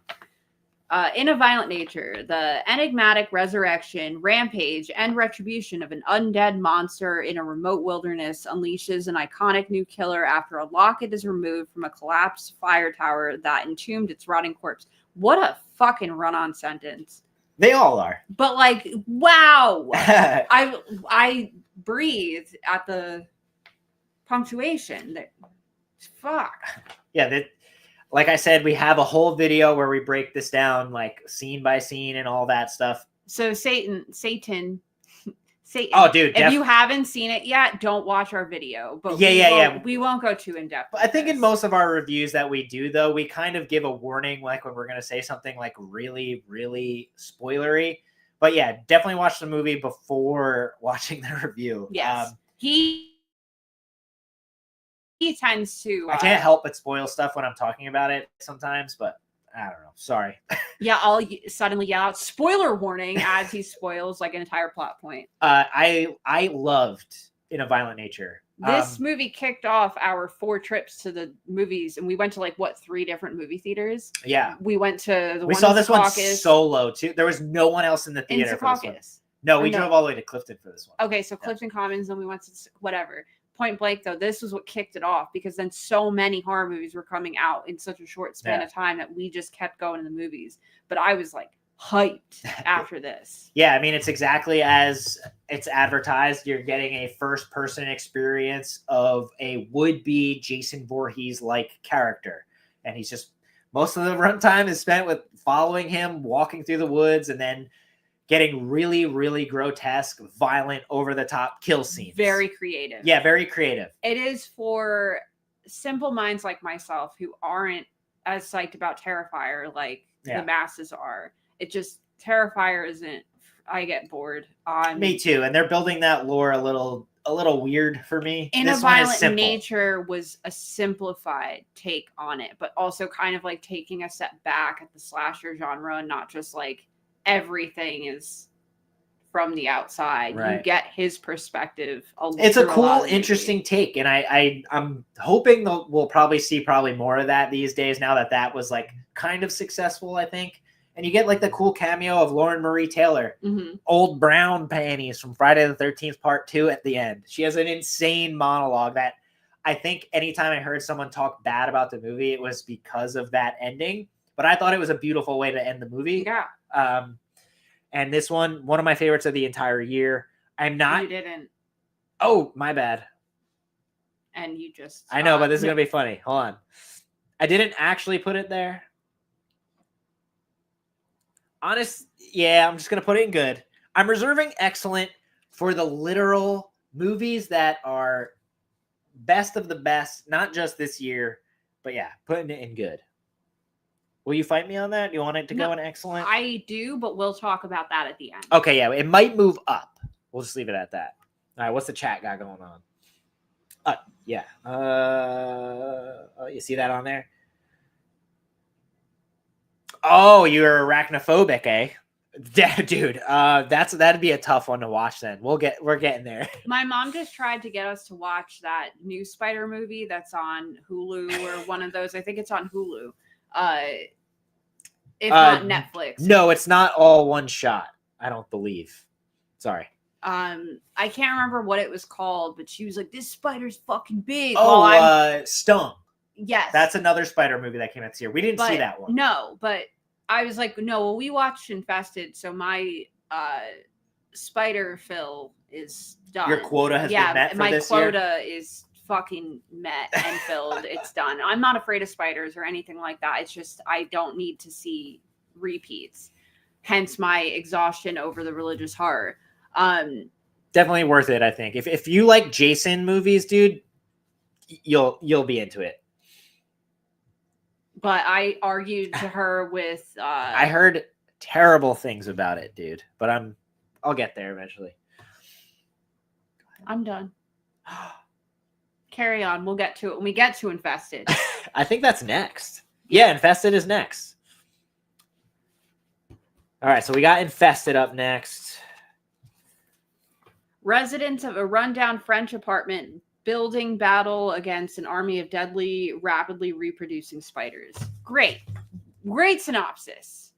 Great. Yeah, that's exactly what this movie's about too. It's a French-made movie, so get ready for subtitles. If you don't like subtitles, you won't like it. We have no problem with them. But it's a spider movie taking place in an apartment complex, so it's like very tight-knit quarters, fucking gnarly ass spider bites and people dying by spiders. People get trapped in there. It starts with like somebody like slinging like shoes or something. No, the guy slings shoes on the side. The main character, the guy, that's his name, the guy. I'm not looking. He slings shoes on the side, but he's like really into creatures, rare, hard to find creatures. And it was like, I forget if it was something like he did with his dad. I don't know. Point blank. He is approached by this guy that he knows that he occasionally buys clothing items or shoes from. He's a reseller. Yes. He's approached by him like, "Hey, I have this super weird spider. You want to see it?" Like, and he's like, "Yeah, let me buy it." Well, long story short, he gets it home. The spider fucking escapes and just takes starts. Over. It fucks up everyone's lives in that building. Just mates and has like there's thousands of spiders in this apartment complex. People dying left and right. It's fucking gnarly. If you're arachnophobic, you will hate it. There's one scene in particular that's super cool. It's like they're trying to escape, and the spiders like have webs all down this hallway, and they can't see. The lights are turned out, so they can't see where they are. It's fucking gnarly, dude. But if you like arachnophobia, like movies of that nature, this is like kind of like a darker take on that, in my opinion. They kept getting bigger throughout the movie too. Yeah. And I'm sure a lot of people probably didn't notice that they were getting so much larger every time they showed a big shot of them. Yeah. They got huge. And ironically, look what Satan just said. Yes. Yeah. My mom was trying to get us to watch Stung. And I was like, yeah, well, that's what we watched Stung. We watched Infested. And there's a fuck ton of spiders in that. And she was like, well, this spider's huge. I was like, yeah, so were they in Infested.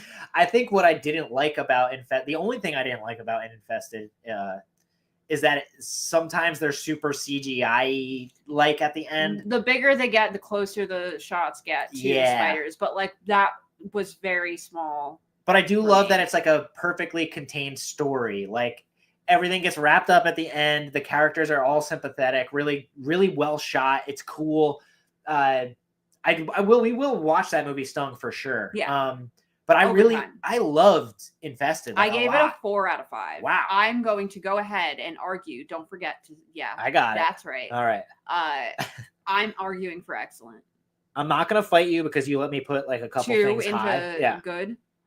You know what? While we're at it, this one's going up there too. Yeah. It was, that one set me up. You got me to the movies 4 times in a month because of In a Violent The more Nature. and more I think about In a Violent Nature, the more and more I just like genuinely like it. Like it's such good mindless slasher fun that like of course I'm gonna love it. Yeah. All right. But yeah, Infested, if you have Shudder, it's on there. Definitely highly recommend it. It was awesome. And it really does give you kind of like the ick a little bit sometimes. And if you were like me and Uzi, who yes, dude. Yeah. He's the one doing Evil Dead Burn. Is that the one he's doing? I'm not sure. Uzi, like you've just said, 2-hour runtime is too much. This is an hour and 46 minutes. That is, in my opinion, the perfect cutoff time for a longer movie. Hour and 30 is my ideal. Hour and 45, ooh, I will do it. Infested is great though. I love ticks, dude. Not as comedic, like at all. No, it's like kind of dark. There's nothing comedic about this, other than the CGI. We loved. Well, I think I only made Vicky watch Ticks once. Nothing like seeing Carlton play a fucking like bully. You did make me watch it once. I think when you got the Vinegar Syndrome one. Yeah, that was a while ago now. I don't know.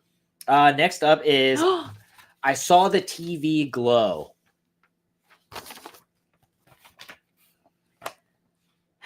Teenager Owen is just trying to make it through life in the suburbs when his classmate Maddie introduces him to a mysterious late-night TV show, a vision of a supernatural world beneath their own. In the pale glow of the television, Owen's view of reality begins to crack. I'll let you handle this one first. And I'll preface it before I say anything.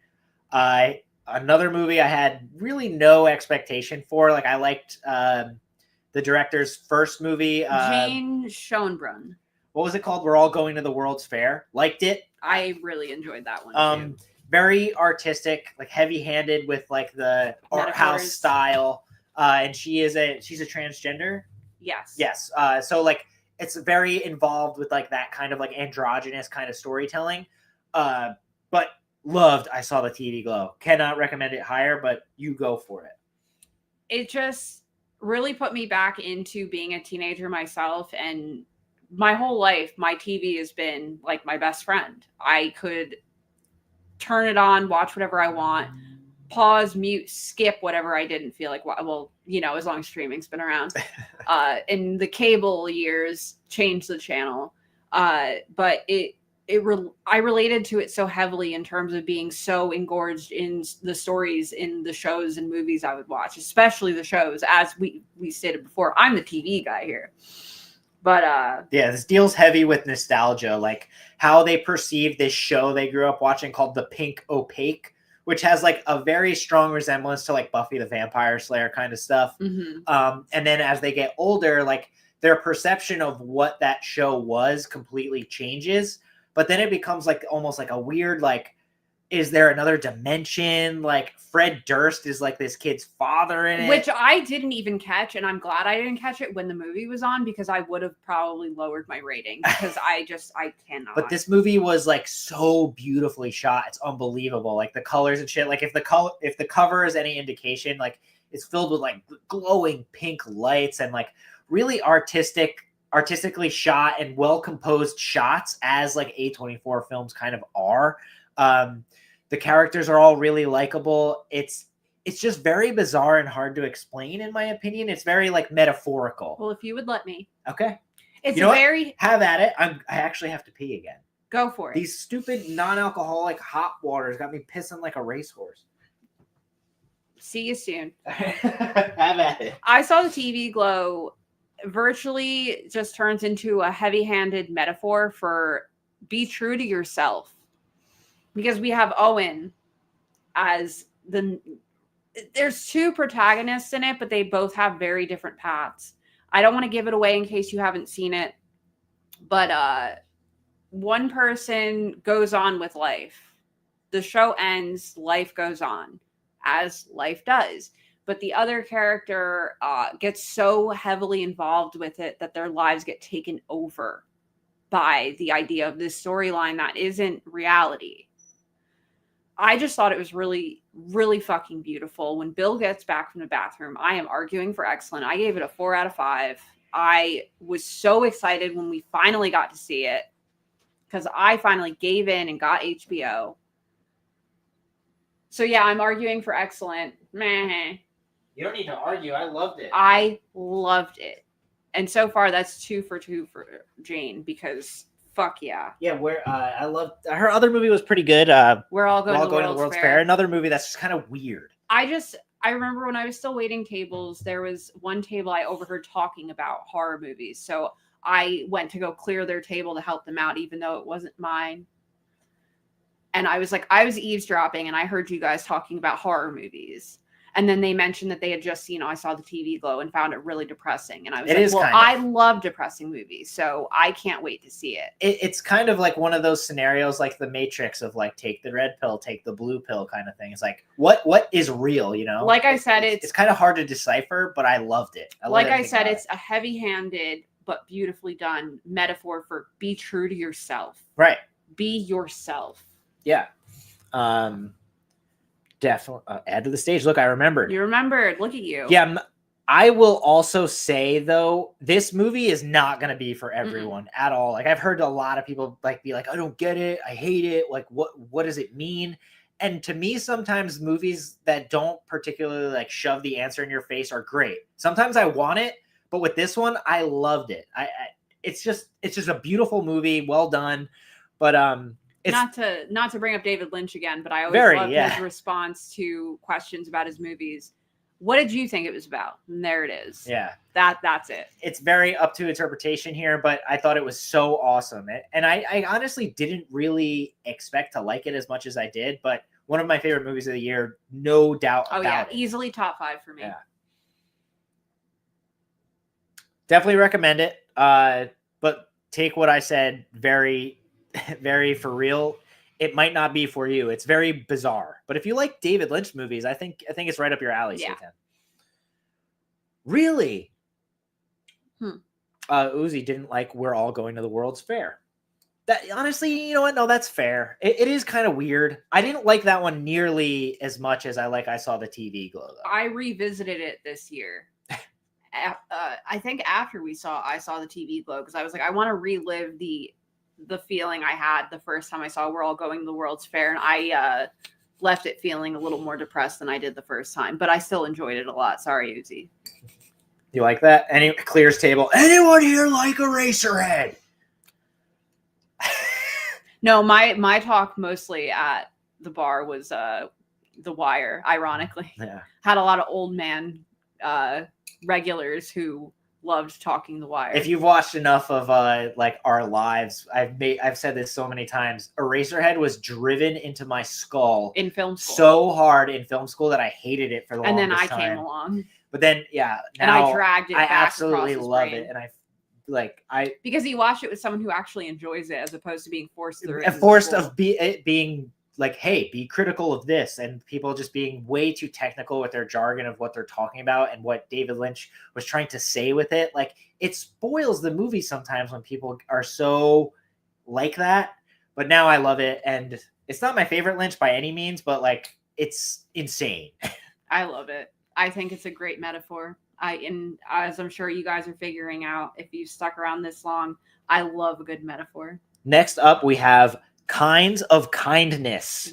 This one, Yorgos Lanthimos, who, if you watched Poor Things last year, we liked Poor Things a lot. It's almost like it was like an art house Frankenhooker. Yeah. This one, I don't know. I didn't know how to feel about it, but again, as some of you may know, I go in completely blind to every movie. Triptych fable following a man without a choice who tries to take control of his own life. A policeman who is alarmed that his wife, who was missing at sea, has returned and seems a different person. And a woman determined to find a specific someone with a special ability who's destined to become a prodigious spiritual leader. Yeah, this is another one by Yorgos Lanthimos, like we said. So expect a very heavy-handed art house feel.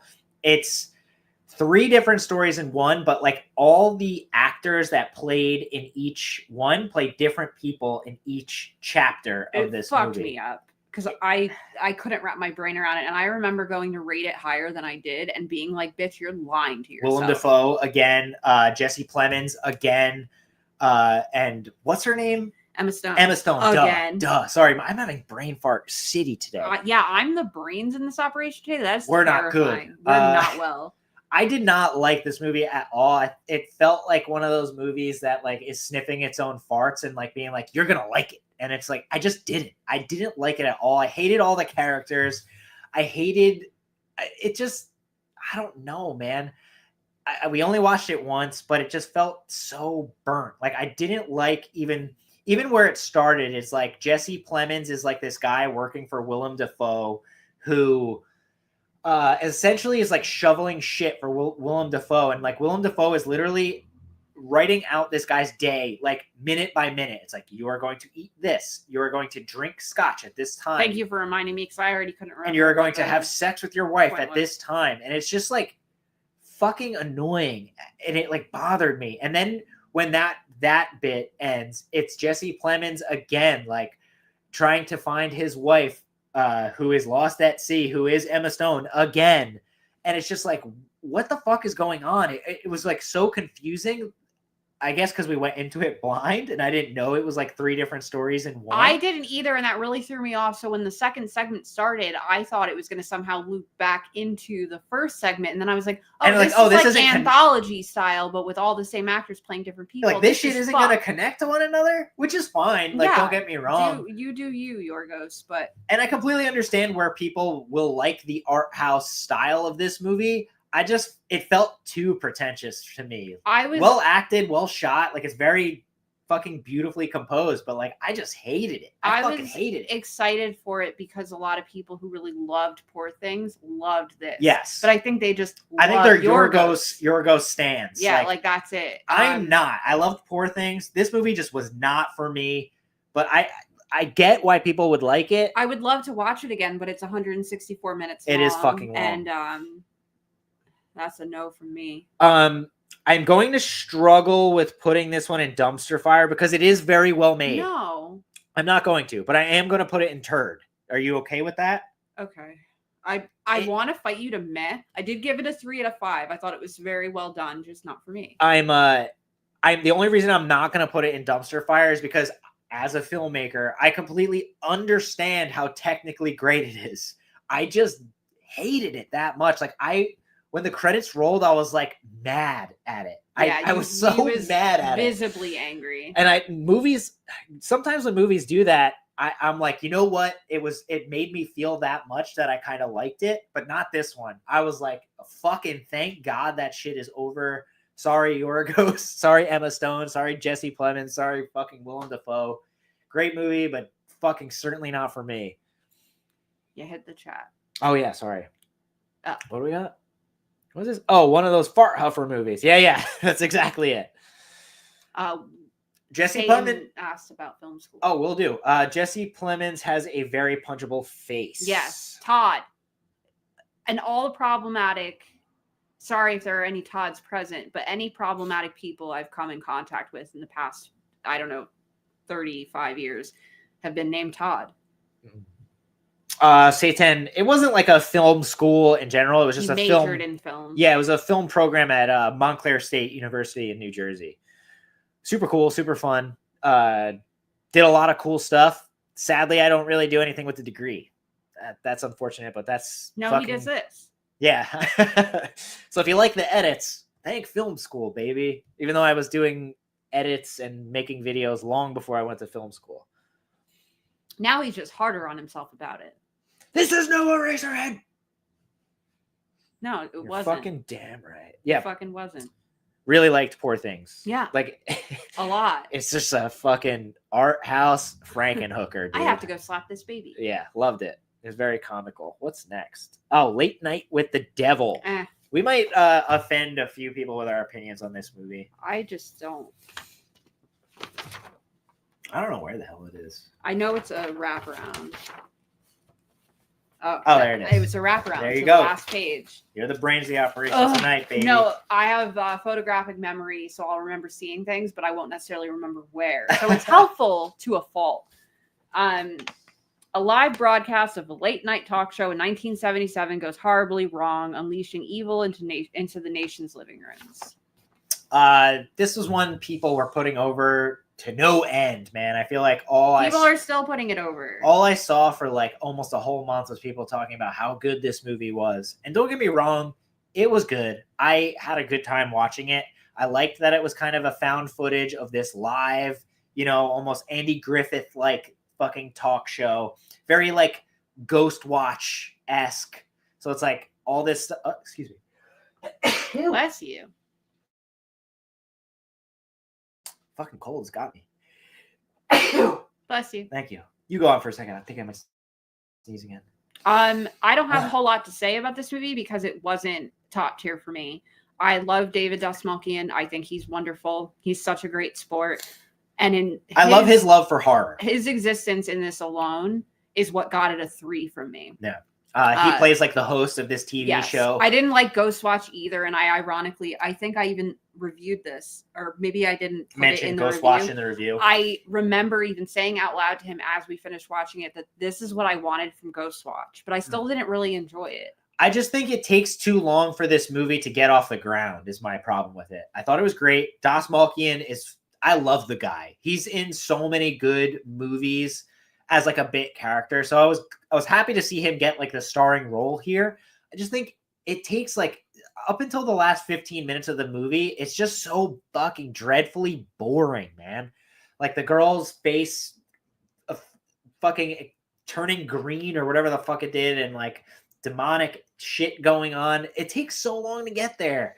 I'm remembering more as you're even referencing these things. And I guess what we're supposed to take away from it was that Dastmalchian sold his wife's soul to like the devil or something for like ratings or something. And this is how they return the favor, is that like everyone on the show like gets fucking slaughtered and shit.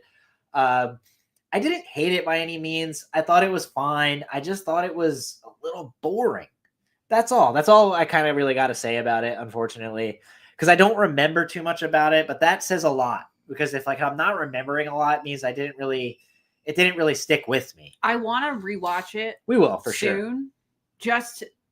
I saw Satan arguing 9 out of 10. Oh, really? Okay. No, a lot of people say. Yeah, no, and I'm envious. So I apologize, really, but this one's going into meh. Yeah, no, and I think that's a fair one. Yeah, like I didn't hate it at all. It just wasn't for us. Yeah.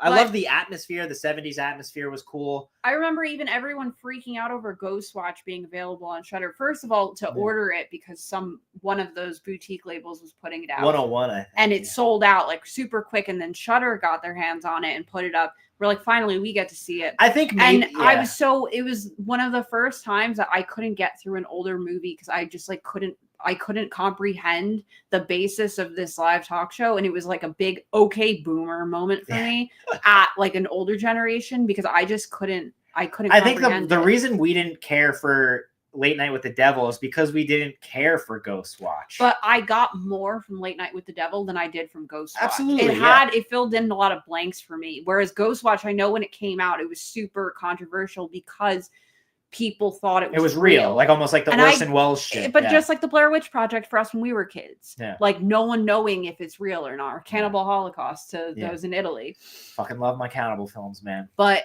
Point blank, though, it filled in a lot of blanks for me, but it still didn't quite do it for me. Again, I just love David Dastmalchian, so I may have even rated it the 3 out of 5 because I love him. A lot of people agree with you, Satan.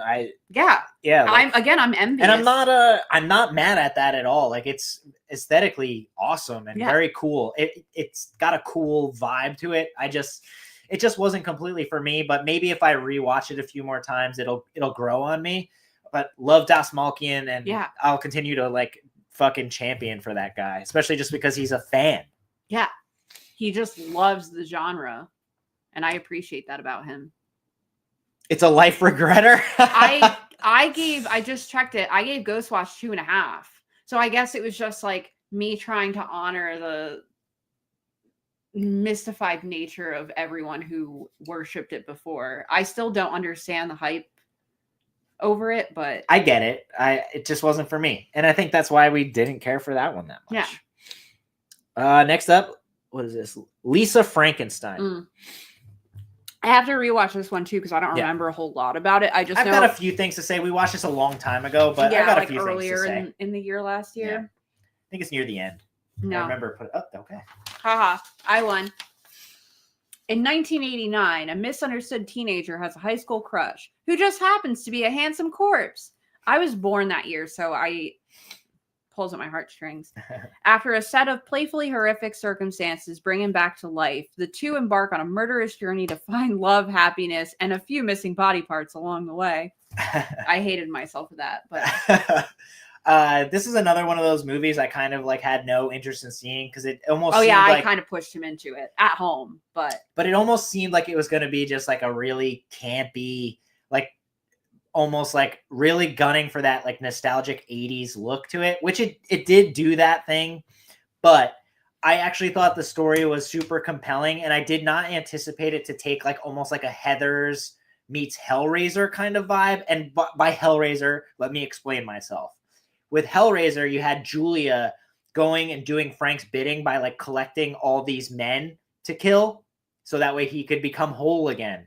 There's like kind of the same thing going on in Lisa Frankenstein where like she is bringing these people around this corpse that she brought back to life, and he like is becoming more and more a person again because of these people.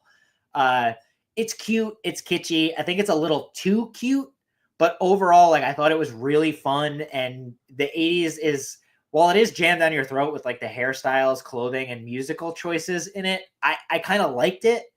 But yeah, do you have anything to add to this? I just thought it was super fun and campy. I gave it a 3 out of 5 because again, it was good, but it wasn't great. It wasn't exactly what I wanted. I have to watch it again soon so that I can refresh my brain. Maybe I'll figure out what I think it was missing, but I might just be attached to the style of everything based around the year because it was when I was first coming to fruition in my life. Now, would you fight me on this? Like, this is one of those movies that set the stage. Oh, shit. Thank you. You're welcome. I'm still here. I'm putting this one in good. Yeah, fine. I was so pleasantly shocked by Lisa Frankenstein because it's just not my kind of movie. And credits rolled and I was like, damn, that was so much fun. And I normally don't get got by those kind of movies, but I loved it. And you know what? I'm sticking by my story. I will definitely rewatch it for sure.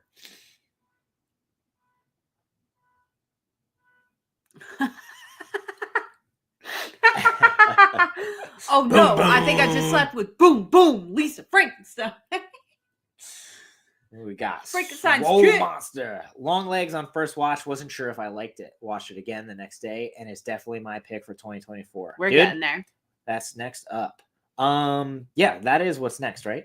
Yes. Longlegs. Yes. Like we've said already with some of these others, we did a whole review of Longlegs. This one was hyped to so we thought it was so going to be murdered. Yeah, we thought we weren't going to like it. This was during that strip of time after In a Violent Nature where we were just going to the movies. And Longlegs, I was like, well, I have to see it. One of my longtime childhood friends told me like that he was like fucked up over it. Like was going to go see it again after less than a week. Yeah. And I was like, fuck it, we have to go see this. Yeah. And we did. And I have an announcement to make after we're Go done for talking it. about it. FBI agent Lee Harker is a gifted new recruit assigned to the unsolved case of an elusive serial killer. As the case takes complex turns, unearthing evidence of the occult, Harker discovers a personal connection to the merciless killer and must run against time to stop him before he claims the lives of another innocent family. I'll let you have the stage. It's my There's a favorite. whole video on our channel of us talking about this, so I'm not going to go into too much detail here. It's my favorite horror movie of the year. No holds barred. Would not argue at all. I had a feeling.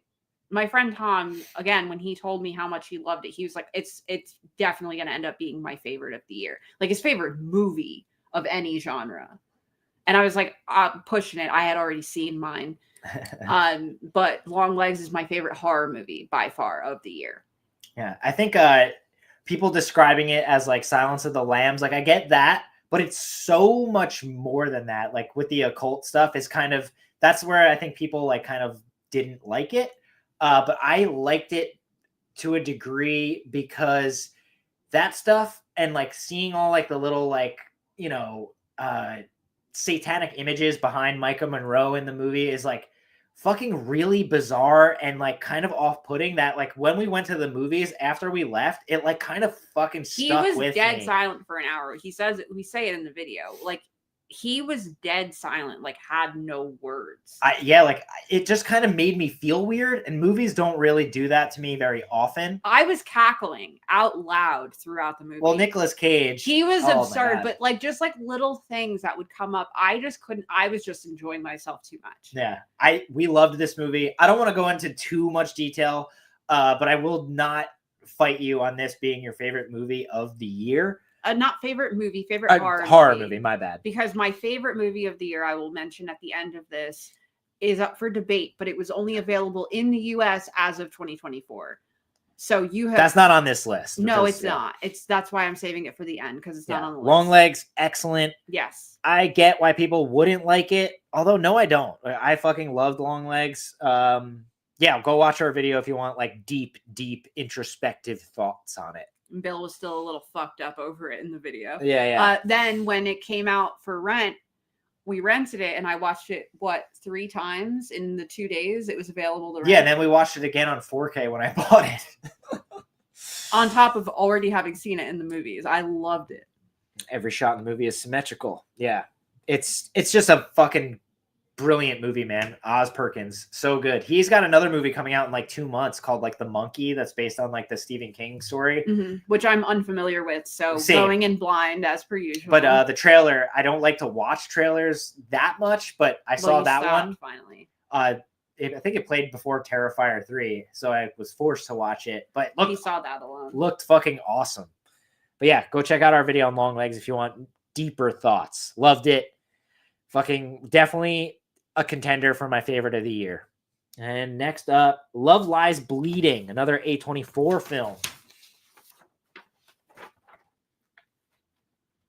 I have no idea where it is. No, same. It's got to be on the next one. Oh, there it is. This one's Kristen Stewart. And I can't remember. Ed Harris. The name of whatever. Reclusive gym manager Lou falls hard for Jackie, an ambitious bodybuilder headed through town to Las Vegas in pursuit of her dream. But their love ignites violence, pulling them deep into the web of Lou's criminal family. Yeah, this was one I, again, like I saw a lot of people giving praise to, but I like saw bits and pieces of like trailers, whatnot, and I was just like, I don't know if I care too much for it. I kind of shoved him into watching it, not pushed him, shoved him. Like, no, we're watching this. I need to see this. But it was good. It was, you know, I definitely didn't hate it. I didn't love it. It's very kind of Natural Born Killers feeling. Which I preferred it to Natural Born Killers, believe it or not. I know that's blasphemy but not the movie, not like Natural Born Killers in a sense of like these two people go on some killing spree. It's just like has that vibe. There's like lots of like cutaways to like psychedelic moments in this, but like it's really just like kind of like a love story that kind of goes awry. Kristen Stewart is awesome in it. Yeah, I was really surprised. The bodybuilder girl's super good in it. Ed Harris playing like this like long-haired like gun runner is super cool and weird. The bodybuilder's name is Katie O'Brien. Yes. Dave Franco as like this abusive husband to Kristen Stewart's sister is fucked up, but he plays it really well. But this movie it's what it is. It's like a crime thriller. Even people I know in real life have been pretty 50-50 on it. Yeah. They either enjoyed it or they hated it. I don't know the reasoning behind the people who hated it. I didn't ask, but point blank, I enjoyed it. I think it was a good, could have been great movie. Yeah. It just wasn't great in my opinion. I liked it. I loved the love story. I loved like the crime aspect of it because you're not entirely sure what's going on until like the end of the movie. So you're constantly like, well, what the hell is Ed Harris doing that's got this shit all shook up?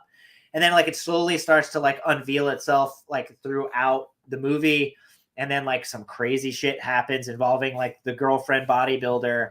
But that was another thing that was interesting about it too, was that they bring in this bodybuilding world where like if you're not in it or related to or dating someone who's involved in it, you don't fucking know it.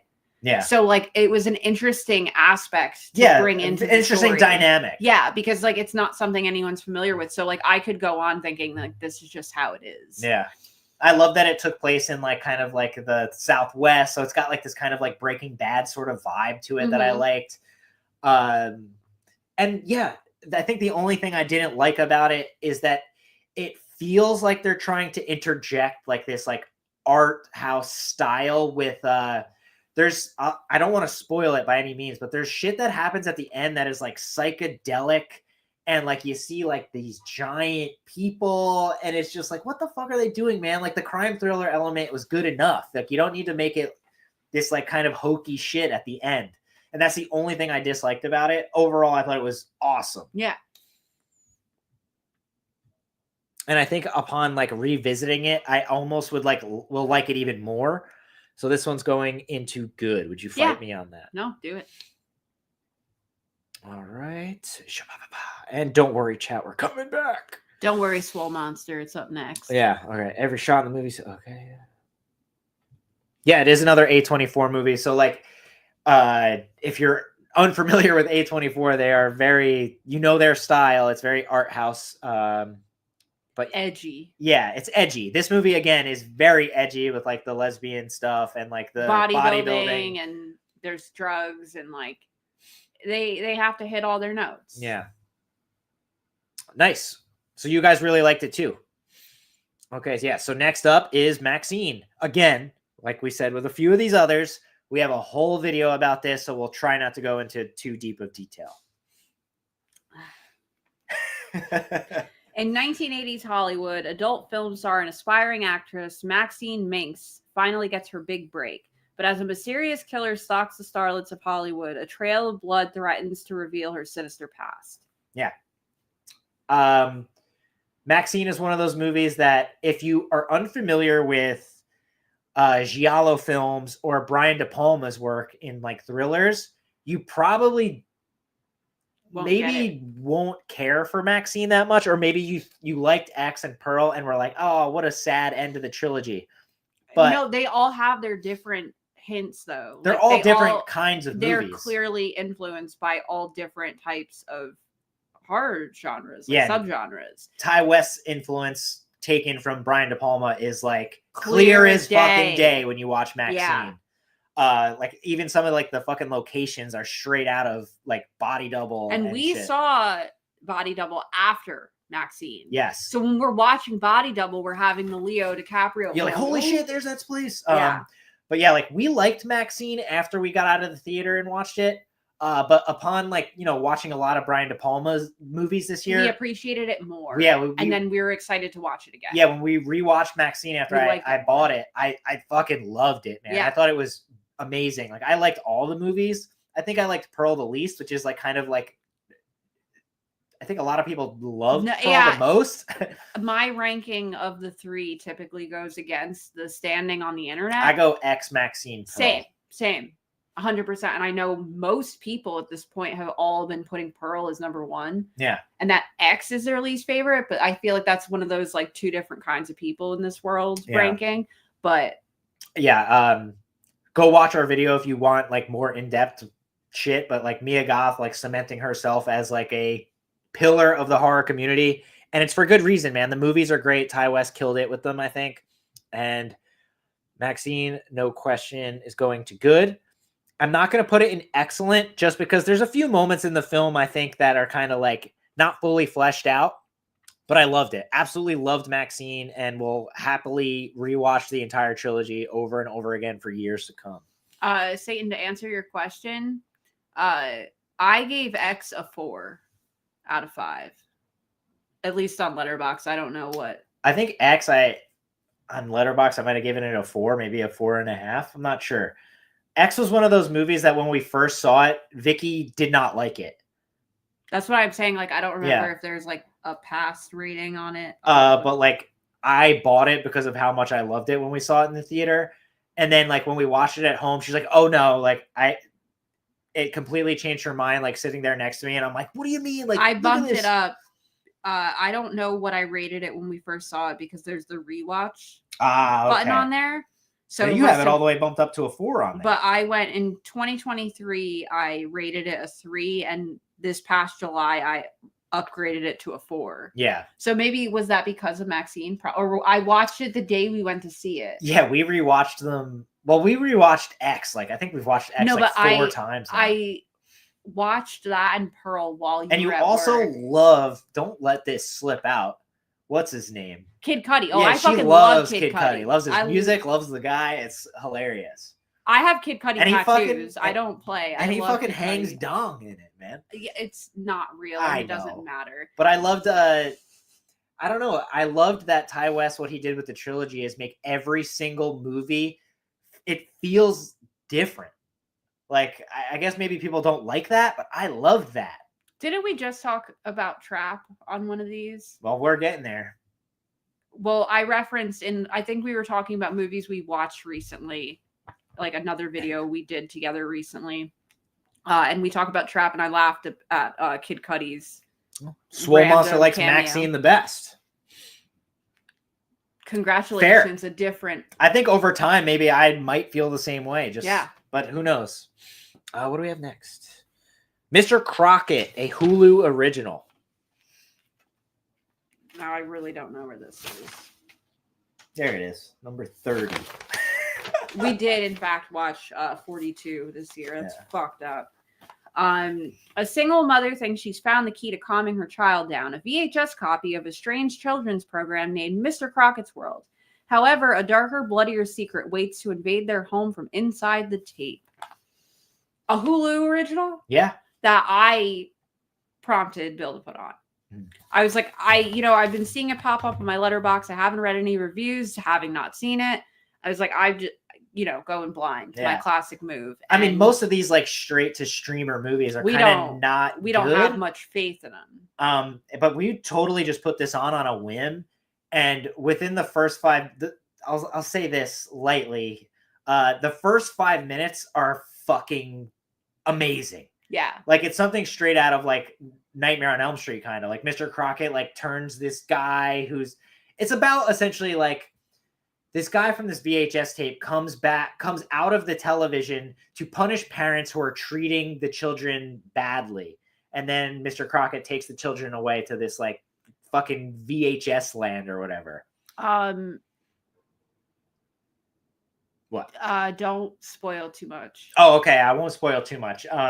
I'll just leave it at this. The first 5 minutes are worth the price of entry, but I also understand why people wouldn't like this because it doesn't carry that. It's one of those where it feels like it starts at the end and then skips back to the beginning. It just gets worse as it goes on. Like as they start to explain like how this guy is doing this. And there's the reveal of how and why. Yeah. But interesting concept, like a VHS tape that essentially like brings this guy to life to kill parents. Well, that he deems are bad. Yeah. Very interesting concept. Cool practical effects, especially in the beginning. I just think it kind of falls apart at the end, especially when like they start explaining how shit is working out. But definitely worth a watch. Yeah. I would buy it or prompt you would to you? Buy it. I think it deems necessary, but Hulu is owned by Disney, and Disney doesn't do that physical media shit. That's not all the time. They did do Prey, thankfully. True. But yeah, I'm gonna put it in meh because it's definitely worth a watch. I just don't think it's great, but definitely at least watch. I wouldn't fight you on that. Definitely watch the first 10 minutes. It's amazing. Some amazing shit, dude. Yeah, I don't know if they'll make a physical copy. Satan. I wonder if I could get partnered with Hulu so I can give y'all codes so you have access to Hulu. Oh, we're getting down to the nitty gritty here. All right, My Old Ass, the Aubrey Plaza movie. Aww. Hold on. Take your time. It was getting warm, so.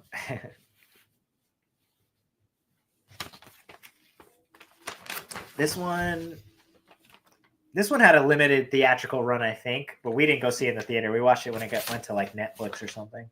What am I looking for again? My Old Ass. My Old Ass, right.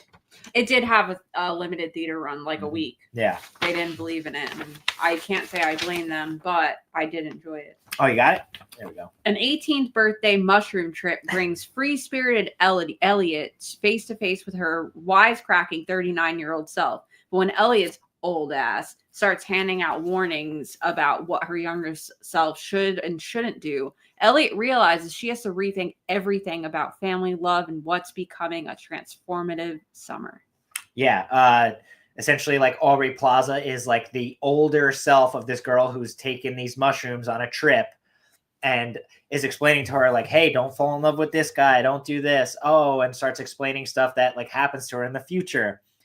Cool concept, but it's like, dude, I've seen it a million times with Terminator, what have you. It's just like, or X-Files episodes, you name it.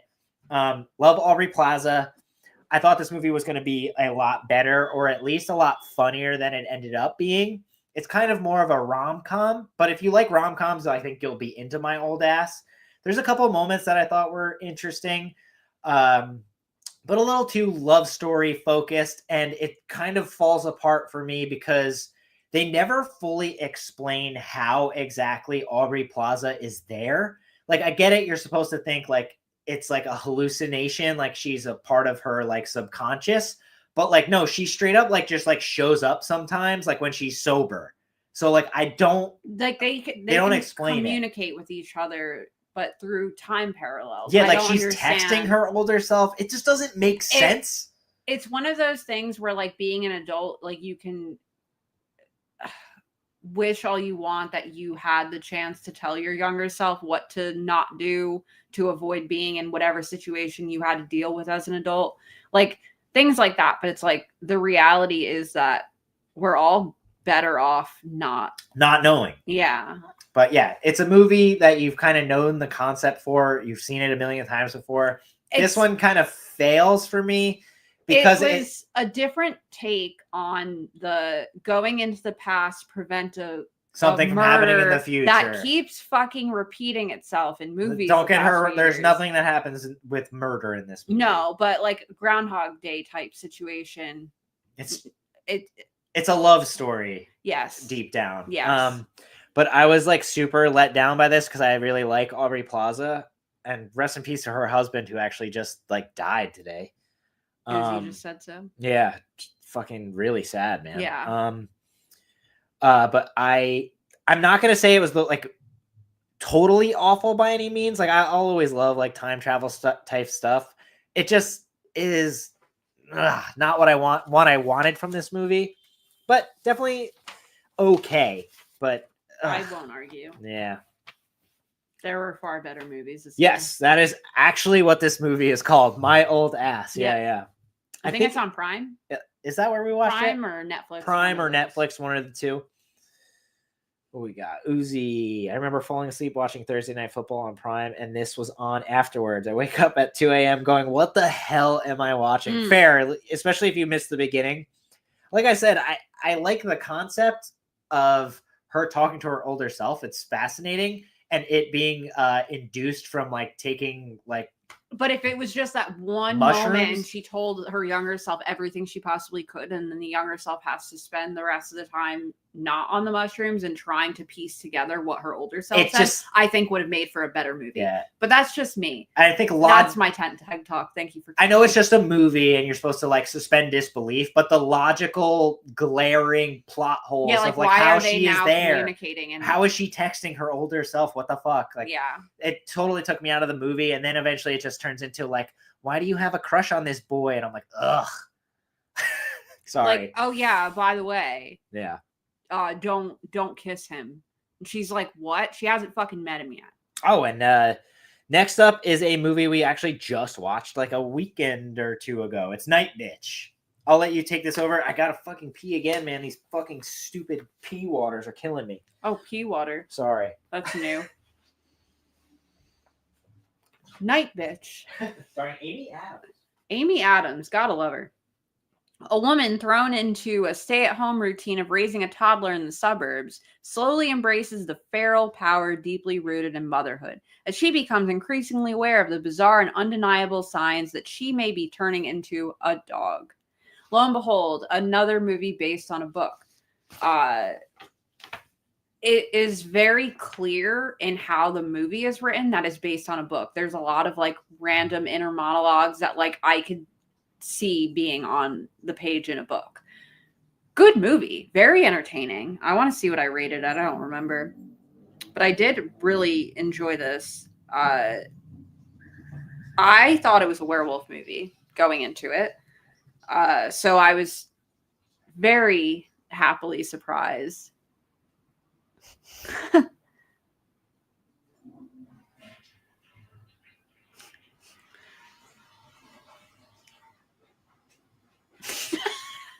No, you have to read the comments. Oh boy. I rated it a 3 out of 5 because it was good, not great. Oh. Yeah, my old ass and Nightbitch. But read Uzi's right below too. Boy crushes. Sign me up for that kind of movie. Read his comment Yeah, below. hold on. I love this. Yep, gotta love Glad the they alphabet. Glad they specified what time of day she's a bitch. Yes, actually, yeah. She literally like has these like visions of herself turning into a dog at night and like digging holes and running with other dogs and collecting dead animals. It's like, oh, I think it's a metaphor for motherhood and losing like your like what you Sense of used to self. be. Yeah, yeah.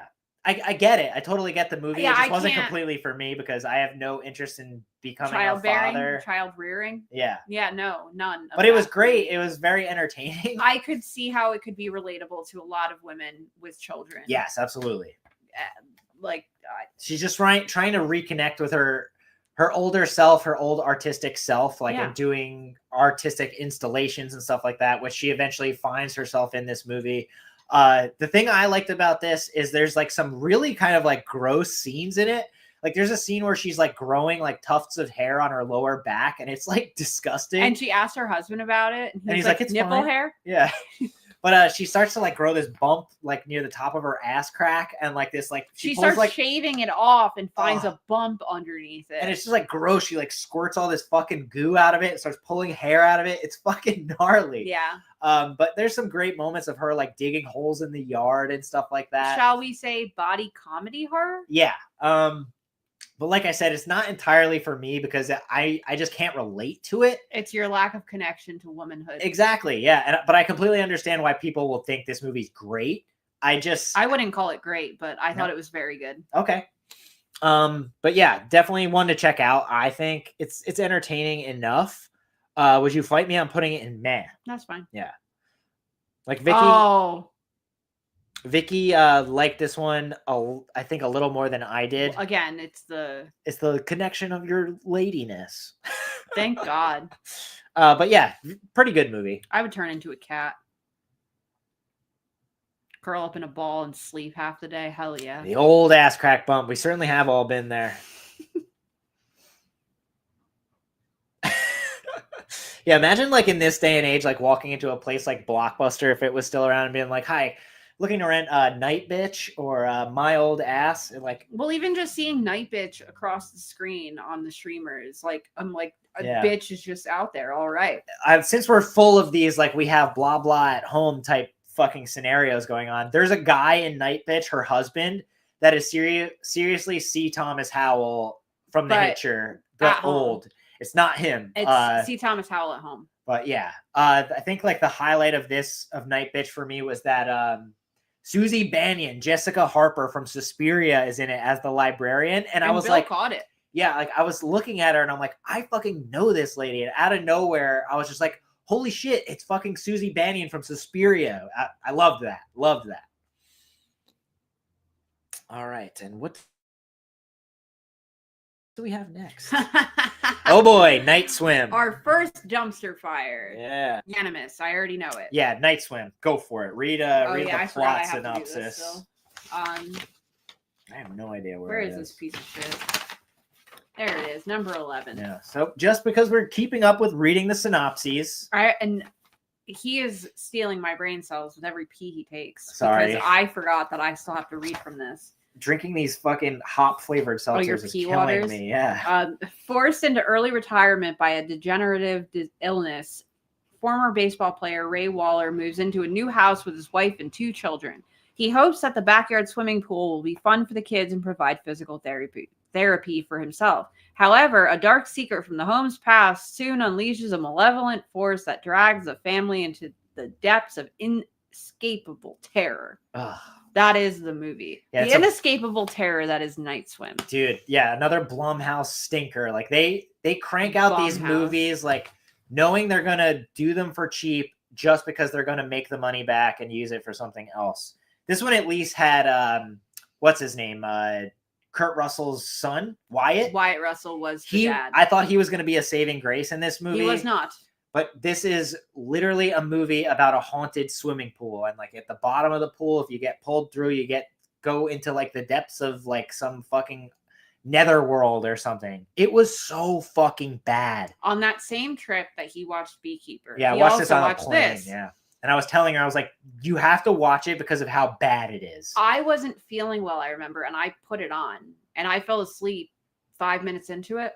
And I finally tried again a few months later and watched it, much to my dismay. Yeah. This is one of those movies that, like, if it was a short, I would have thought it was fantastic. But it was so fucking bad. So boring. So terrible. Concept is bullshit. Movie sucked. I want to leave it at that. Look at Uzi's last comment. What do we got? What did he say? Just don't go in the goddamn pool, it sounds like. Yeah, there's some malevolent force pulling them into the fucking pool. It's so fucking awful. It honestly would have been better off as being a movie made in the past that America stole from another country. Yeah, if it was a short, I thought it would have been fantastic. But it drags on. No, you can't. Okay. And to kick us off to the tier listing, you can't polish a turd. Yeah. It's brutal. Don't watch it. Blumhouse had a pretty terrible year. I think they also made a movie called like Afraid and Imaginary that is equally as bad, and we avoided them because I don't even know what Afraid is.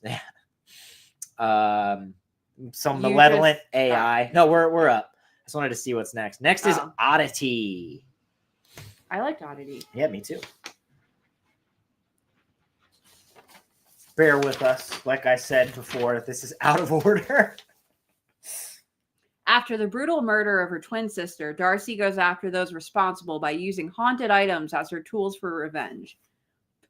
Perfectly put. Yeah. It's about a woman who is like murdered at this house, and then her sister, who is blind and owns a oddity shop with haunted items, goes to the house to try and like figure out what happened to the sister, who killed her sister, and uses these haunted items as like tools to figure everything out.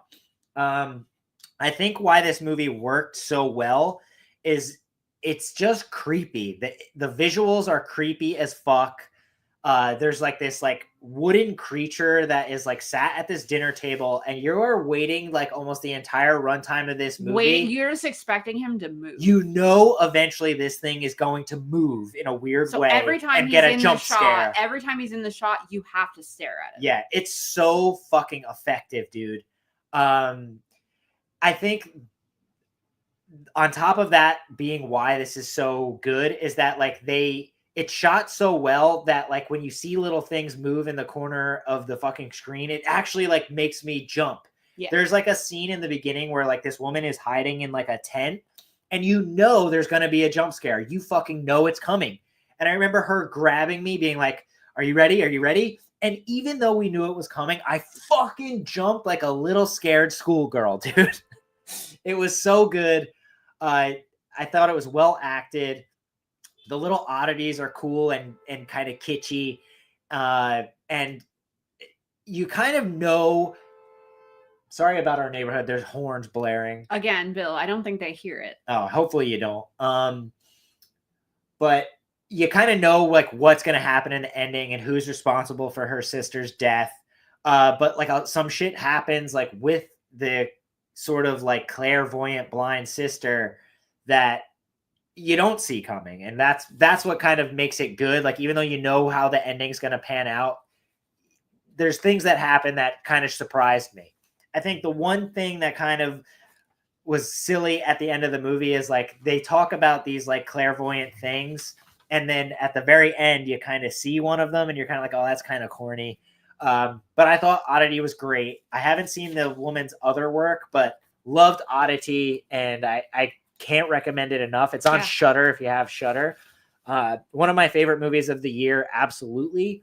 I'm putting it in excellent. Yep.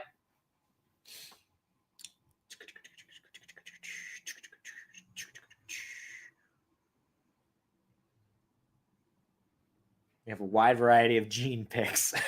Another Seinfeld reference. Gene's trash. I'm Gene. Satan, your number 2 favorite of the movie of the year. Wouldn't fight you on it, man. Yeah. Very good. I loved it. Dude, I'm waiting for one of these companies to make like some kind of, at least like kind of like a little tiny version of it to just sit somewhere. I would definitely get it. I got to get into whittling. Yeah. What do we got next? A Quiet Place Day 1. A Quiet Place Day 1 is up next. Another one. I did a whole video talking about this movie, so watch that if you want deep thoughts. He won't go in depth. I'll try not to. As New York City is invaded by alien creatures who hunt by sound, a woman named Sam fights to survive with her cat. The cat's the star. That's the bottom line of this movie. The cat, fuck yeah. I love that fucking cat. I love Lupita. I think she's wonderful. Seeing her again was a blessing. Joseph Quinn, great. Yeah, everyone loved him. That's the cast order. Yeah, or in Stranger Things 4, he plays Eddie. Yeah. So seeing Eddie Munson as like a bumbling yuppie. Yeah. Awkwardly making his way through alien entrenched New York City. Yeah. I did a whole video about this so you can check it out. It's one of those movies that it's a prequel to A Quiet Place, and I was just like, dude, like we already kind of got the idea with these movies. So I was like, I don't really need to see how it happened. Yeah. We already saw it in like the beginning of A Quiet Place 2. And I think my only complaint with A Quiet Place Day 1 is that I kind of expected them to explain more of them coming to Earth. You don't get that, but it's not at all taking away from the film. It just seems like another story in A Quiet Place. And I love the setting of New York City. I wish they kind of did more with it. But realistically, you can't because no one can fucking afford to. Yeah. But watch our video if you want like deep introspective thoughts about why I liked it. I'm pretty sure I mentioned it in the video, but my only issue with the movie was that they figured it out so quick that it hunts by sound. Yeah, they did find that out a little too soon. And generally speaking, in human nature in New York being so heavily a tourist area, any part, people are not always the brightest bulb in the tanning bed. I don't believe that many people would figure that out. Yeah. Granted, again, it's just Lupita and it's just a movie. You got to suspend your disbelief. It's just somewhat. These two people that we know of that figured it out along with the small group. So again, I digress. Yeah, still really, really liked it. I liked it more than Quiet Place 2. That's for damn sure. Yes, that one bores me to tears. Next up is Rebel Ridge. This one is another Netflix movie, so if you want to check this one out. Where did you put Quiet Place? I put it in good. Okay. Yeah. I wouldn't say it was the best movie, but if you like those movies, you'll definitely enjoy that. I enjoy it more than a lot of movies we saw this year. But I also don't remember what I rated it. And frankly, I'm too lazy to type. Rebel Ridge, where the fuck are you? There. Right there. There you go. Netflix original. A former Marine confronts corruption in a small town when local law enforcement unjustly seizes the bag of cash he needs to post his cousin's bail. Yeah. I think the reason we watched this one is because people were putting it over like the first weekend it came out, and it just like pops up whenever there's like the #1 movie on Netflix this week. Don Johnson plays like this corrupt cop in it, and this guy with some beautiful blue eyes is like some crazy, almost like John Wick action star kind of dude in it. It just really deals with like the corruption of this police force in this small town, and this guy battling them to just be better people and stuff. I thought it was okay. I think people gave it a little too much credit, but there's some great action sequences in it. And Don Johnson as a bad guy, you know, Don Johnson from fucking Miami Vice, was really good as a villain. There's some great moments in it.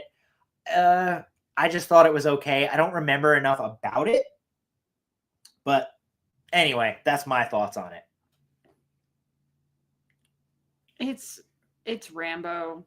It is very Rambo-esque, which not Rambo-esque enough. He at least has a purpose, unlike John Rambo.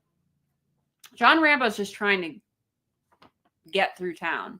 This guy is trying to bail his cousin out of jail. I think I said it in my review on Letterboxd. I just closed it and locked my phone. Fuck it. I'm tired. The whole town is taken over by these cops. They're corrupt. But magically, no one that lives in the town isn't a cop. It's my biggest complaint very with the weird. movie. Like, but this guy and his cousin are fighting against these cops, but She says that loosely. It's not that Rambo. Like, it's not Rambo. It's just like kind of the same premise of like a guy versus like almost a whole force of I people. was willing to watch it because it was so heavily compared to Rambo. I'm putting it in mad though because I was entertained by it, and I like that kind of story of like good triumphing over like corrupt shit, and yeah, it was entertaining. But that's where I'll leave it. Definitely one to check out. I think some people will like it a lot more than I did personally, but yeah. And Roadhouse, the remake.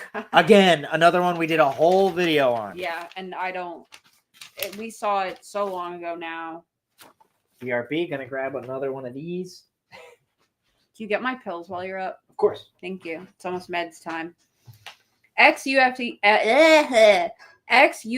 fighter Dalton takes a job as a bouncer at a Florida Keys Roadhouse, only to discover that this paradise is not all as it seems. That's it. One of my coworkers wouldn't watch it because he respects the original too much. I thought it was funnier in like a less ha-ha, more of a what the fuck way.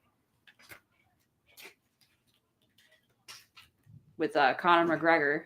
I'm just watching you, sorry. I don't have a lot to say about it. I don't have a lot of strong feelings about it. I didn't think it was as bad as we were all anticipating. Yeah, it's not great, Satan. Satan. Well, we love the original Roadhouse. Who doesn't? But I thought this was going to be terrible. And I was like very entertained by it. I liked the comedic the aspects of it. I love Conor McGregor in it. I think people like hated him in it, but I thought he essentially was playing himself as like this fucking asshole. I don't know. We did a whole video about it. So like, if you really want our deep introspective thoughts on it, go check that out. But I certainly thought it was going to be terrible just because of how much I love the original Roadhouse. Like, one of my favorite movies of all time. But I didn't think this was as egregious as it could have been. They did change enough, in my opinion. Yeah. It wasn't like a straight up shot-for-shot remake. Yeah. So that alone took away the sting of them even having the nerve to do this to begin with. Yeah. Like, I was completely for not even bothering. Yeah. I was absolutely on my coworker's side. I mean, I think even when I played it, I was like, let's just peel the Band-Aid off kind of thing. Yeah, like, let's just see. And then we were like laughing along it. It's just they changed enough. Yeah. It's not the original Roadhouse, and it's not trying to be. Uzi, you haven't seen the original Roadhouse? I feel like we've had Blasphemy, this dude. conversation. Dude, you That's got why he to. said I still gotta watch. This is Damn. since the last time he said that. Damn, Bill. Oh, swole. Used to be a bouncer in New York. If fights were perfectly choreographed like Roadhouse, work would have been fun. Yeah, imagine. I just think things moved along a little too quick for my taste in that movie. Like, things happen and you're just like, already? What the fuck? Next up, we won't have a lot to say, is Spaceman. This one we watched at the beginning of the year, so We watched? Yeah. I watched it with you? Yeah, this is the one with Adam Sandler is this guy who's alone in outer space, and he starts talking to a fucking spider. Where even is this one? I gave it a 2. There we go. Yeah, I didn't care for this one too much. There it is. All right. 6 months into a solo mission, a lonely astronaut confronts the cracks in his marriage with help from a mysterious creature he discovers on his spaceship. Yeah, that's it. It's Adam Sandler is having like mental breakdowns, like because he's alone, not talking to anyone in outer space. So he's talking to this giant spider creature. It sounds interesting, and it is interesting. It's just kind of a long-winded way of being like, this guy is losing his mind. It was okay. I think it was great up to a certain point, and then you start to like realize what it is. It's just like this guy like cracking from being alone for so long. And I thought the ending really sucked. I can't remember exactly what happens, but he starts like floating into outer space or something. I don't remember. But because it was so long ago, I don't remember enough. I'm going to put it in turd. Yeah, not dumpster fire. I think that's a little cruel. Yeah, like I didn't hate it, but I thought it was just whatever at best. I love it. You guys are talking about 100 Beavers. Dude, I'll watch it eventually. I mean, if it's sold out on Vinegar Syndrome, I'm sure it's like something. Uzi, if you bought Roadhouse and haven't watched it, yeah, blasphemy. Shame. Next up, one of our favorite movies of the year, Strange Darling. Oh, we won't be able to go into too much detail because we don't want to give anything away if you haven't watched it yet. Yeah, we paid to see it, not in the theater. Yeah, I rented it because I wanted to see it so bad before we did this, and I listened to the score and soundtrack at work, looped one day. This week. The synopsis of Strange Darling is as follows. Nothing is what it seems when a twisted one-night stand spirals into a serial killer's vicious murder spree. Yeah, this one stars Kyle Gallner. Or as we call him in this Goth house, boy, Goth boy, because of Jennifer's body. Poor guy will forever be Goth boy in this house. Yeah, it's exactly as follows. It's just like you are following a serial killer, and it's told in 6 different chapters. But they're not in order. Yeah, they're not in sequential order. Like, you'll see chapter 3 before you see chapter 1. You'll see chapter 5 before you see chapter 2 kind of thing. Kind of like Tarantino-esque in a way. But there's a huge twist in this movie that is... We can't talk about anything because it'll give the twist away. Yes. Go in blind to this movie like we did. I listened to people saying, like, don't look into this movie, see it on without looking into it. And we did, and I'm so glad we did. It's beautifully shot by what's his name? Giovanni Ribisi. Yes. Yes, ironically. He's the DP. Like, what the fuck? Yeah, it was amazing. It's so beautifully shot. It lived in my head rent-free for like 2 days after we watched it. Yeah, but I don't want to go into too much detail because we'll end up spoiling it. Easily in my top 5 for the year. Oh, I think this might be my favorite. This and Longlegs. I'd have a hard time picking one or the other. But it's number 2 to me then. Yeah. It's just so... It fucked me up. So great. You won't see the twist coming to a degree. Vicky kind of called it at one point, and I was like, no way. Early on. But it's so good, and the adventure to get there is so amazing, and it's so well acted. Like, Willa Fitzgerald and fucking Goth boy fucking killed it. Yeah, it was fantastic. Yeah, some really tense moments and like kind of hard to watch moments, but like we watched them all. Yeah, so good. I just can't go into more detail because It'll spoil it. Aw. Strange Darling, excellent. One of my favorites of the year. If not my favorite of the year, I'd have a hard time picking between that or Longlegs. What's next? I think I have a feeling. Oh, Uzi. Yeah, Uzi's got a lot of movies, man. Me and him talk through Instagram, and he's got a hell of a collection. I'm no doubt of it. We didn't see Blink twice, Yeah, we did not see Blink twice. We didn't see everything this year. but we saw 42. Yeah. That was ages ago, wasn't it? 42? 42 movies. Oh, yes. You like the chapter thing? So did I. It kind of that fucked me up that it was like out of order, and then I quickly got over it. But like when you find out the twist, it kind of makes you realize like, oh, it had to be told this way for it to make sense, kind of, because you don't know who you're rooting for. If you watched it in sequential order, it wouldn't have hit as hard. Not at all. But definitely see Strange Darling. I can't talk highly enough about it. More of a thriller than a horror movie for sure. But next next up is Subservience. We watched this one on Netflix not too long ago. Just a second. I'm gonna go ahead. Oh, go. You have to read it, right? Mhm. It's your turn. You're the reader now. Okay. So Subservience.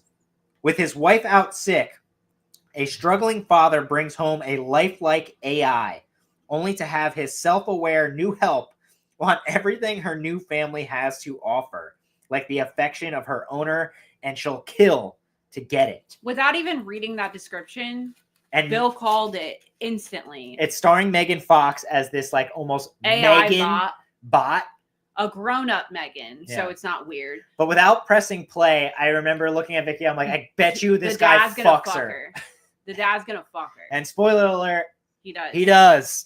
But naturally, if you put Megan Fox in a movie and she is playing this, Listen, like, I as soon as like you see that Megan Fox is like an option of like this like AI that you can have, and she starts like grabbing this guy's like crotch, it's just like every dude on earth is gonna be like, well, I guess I'm gonna fuck my robot. yeah, It's exactly as advertised. It's like Megan 2.0 with Megan Fox instead of like a doll. Megan, all grown up. Yeah. Ew. It's kind of like Terminator-esque in a way. Like, especially at the end, she starts like taking damage and half her face is like showing this like robot underneath. That I thought was lame, but Yeah, it's just like we've seen this movie before many, many times. I thought it was going to be a lot worse though. yeah, I thought it was a fine movie. I had a fun time with it, Yeah. even though I knew exactly what was going to happen. We've also just seen enough movies at this point to just know. Yeah. If that makes sense, not to sound like I'm putting us over. Or like but we know everything. But it's just things get a little predictable over time. yeah. Let's see. This one's on Netflix if you want to watch it, I believe. I'm going to put it in meh Thank you. That's what I was going to say. because I thought I was going to hate it, and I Yeah. actually thought it was like fine. Next up. Next up, another contender for I love this. Dude, exactly. It's Megan Fox, for fuck's sake. Probably a contender for like my favorite movie of the year again. The Substance. A fading celebrity decides to use a black market drug, a cell-replicating substance that temporarily creates a younger, better version of herself. We did a live, I don't know, like a month or so ago where we broke it down like very, a lot Specifically? more than I'll do today.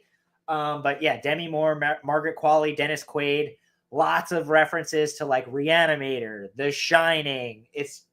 I'd even throw in like Brian Usna's like crazy effects work, like Society The body and shit. horror factor Yeah. of it. Yeah.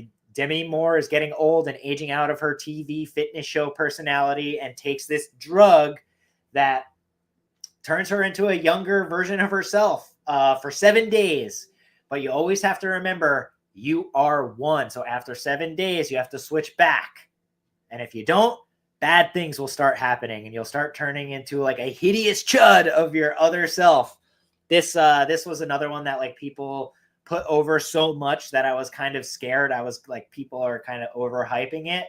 But this one lived up to the hype, man. This is so fucking good. And I still say that they should have let Frank Henenlotter come in as a guest director to direct the end. Yeah, the ending is so over the top and insane. It like, oh my god, it's like Society on fucking cocaine, man. It's so good. But I don't want to give it away. Oh, sorry. He hasn't seen it. Oh, my bad. But it's okay. We didn't. We didn't. We didn't. Yeah. The special effects are so insane. The biggest frustration I had with the movie is if you just follow the fucking rules. I am guilty as charged. In a nutshell. I am guilty as charged as being such a fucking big rule follower, especially in my older age. Mm-hmm. You know the rules. Just follow them and things will work out. But then we wouldn't have the fucking movie, and I know that. But it's so goddamn frustrating watching it be as simple as that, and they just can't fucking do it. Honestly, Substance, no brainer. Excellent.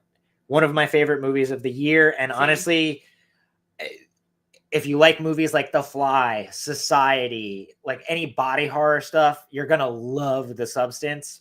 And the fact that it was just like beautifully shot, beautifully told, and there's so many nods to old classic horror movies, like it's so fucking good and so well done. So yeah, excellent. No, I would not take The Substance in real life. No. Next up is one that you saw and I didn't. What? Tarot.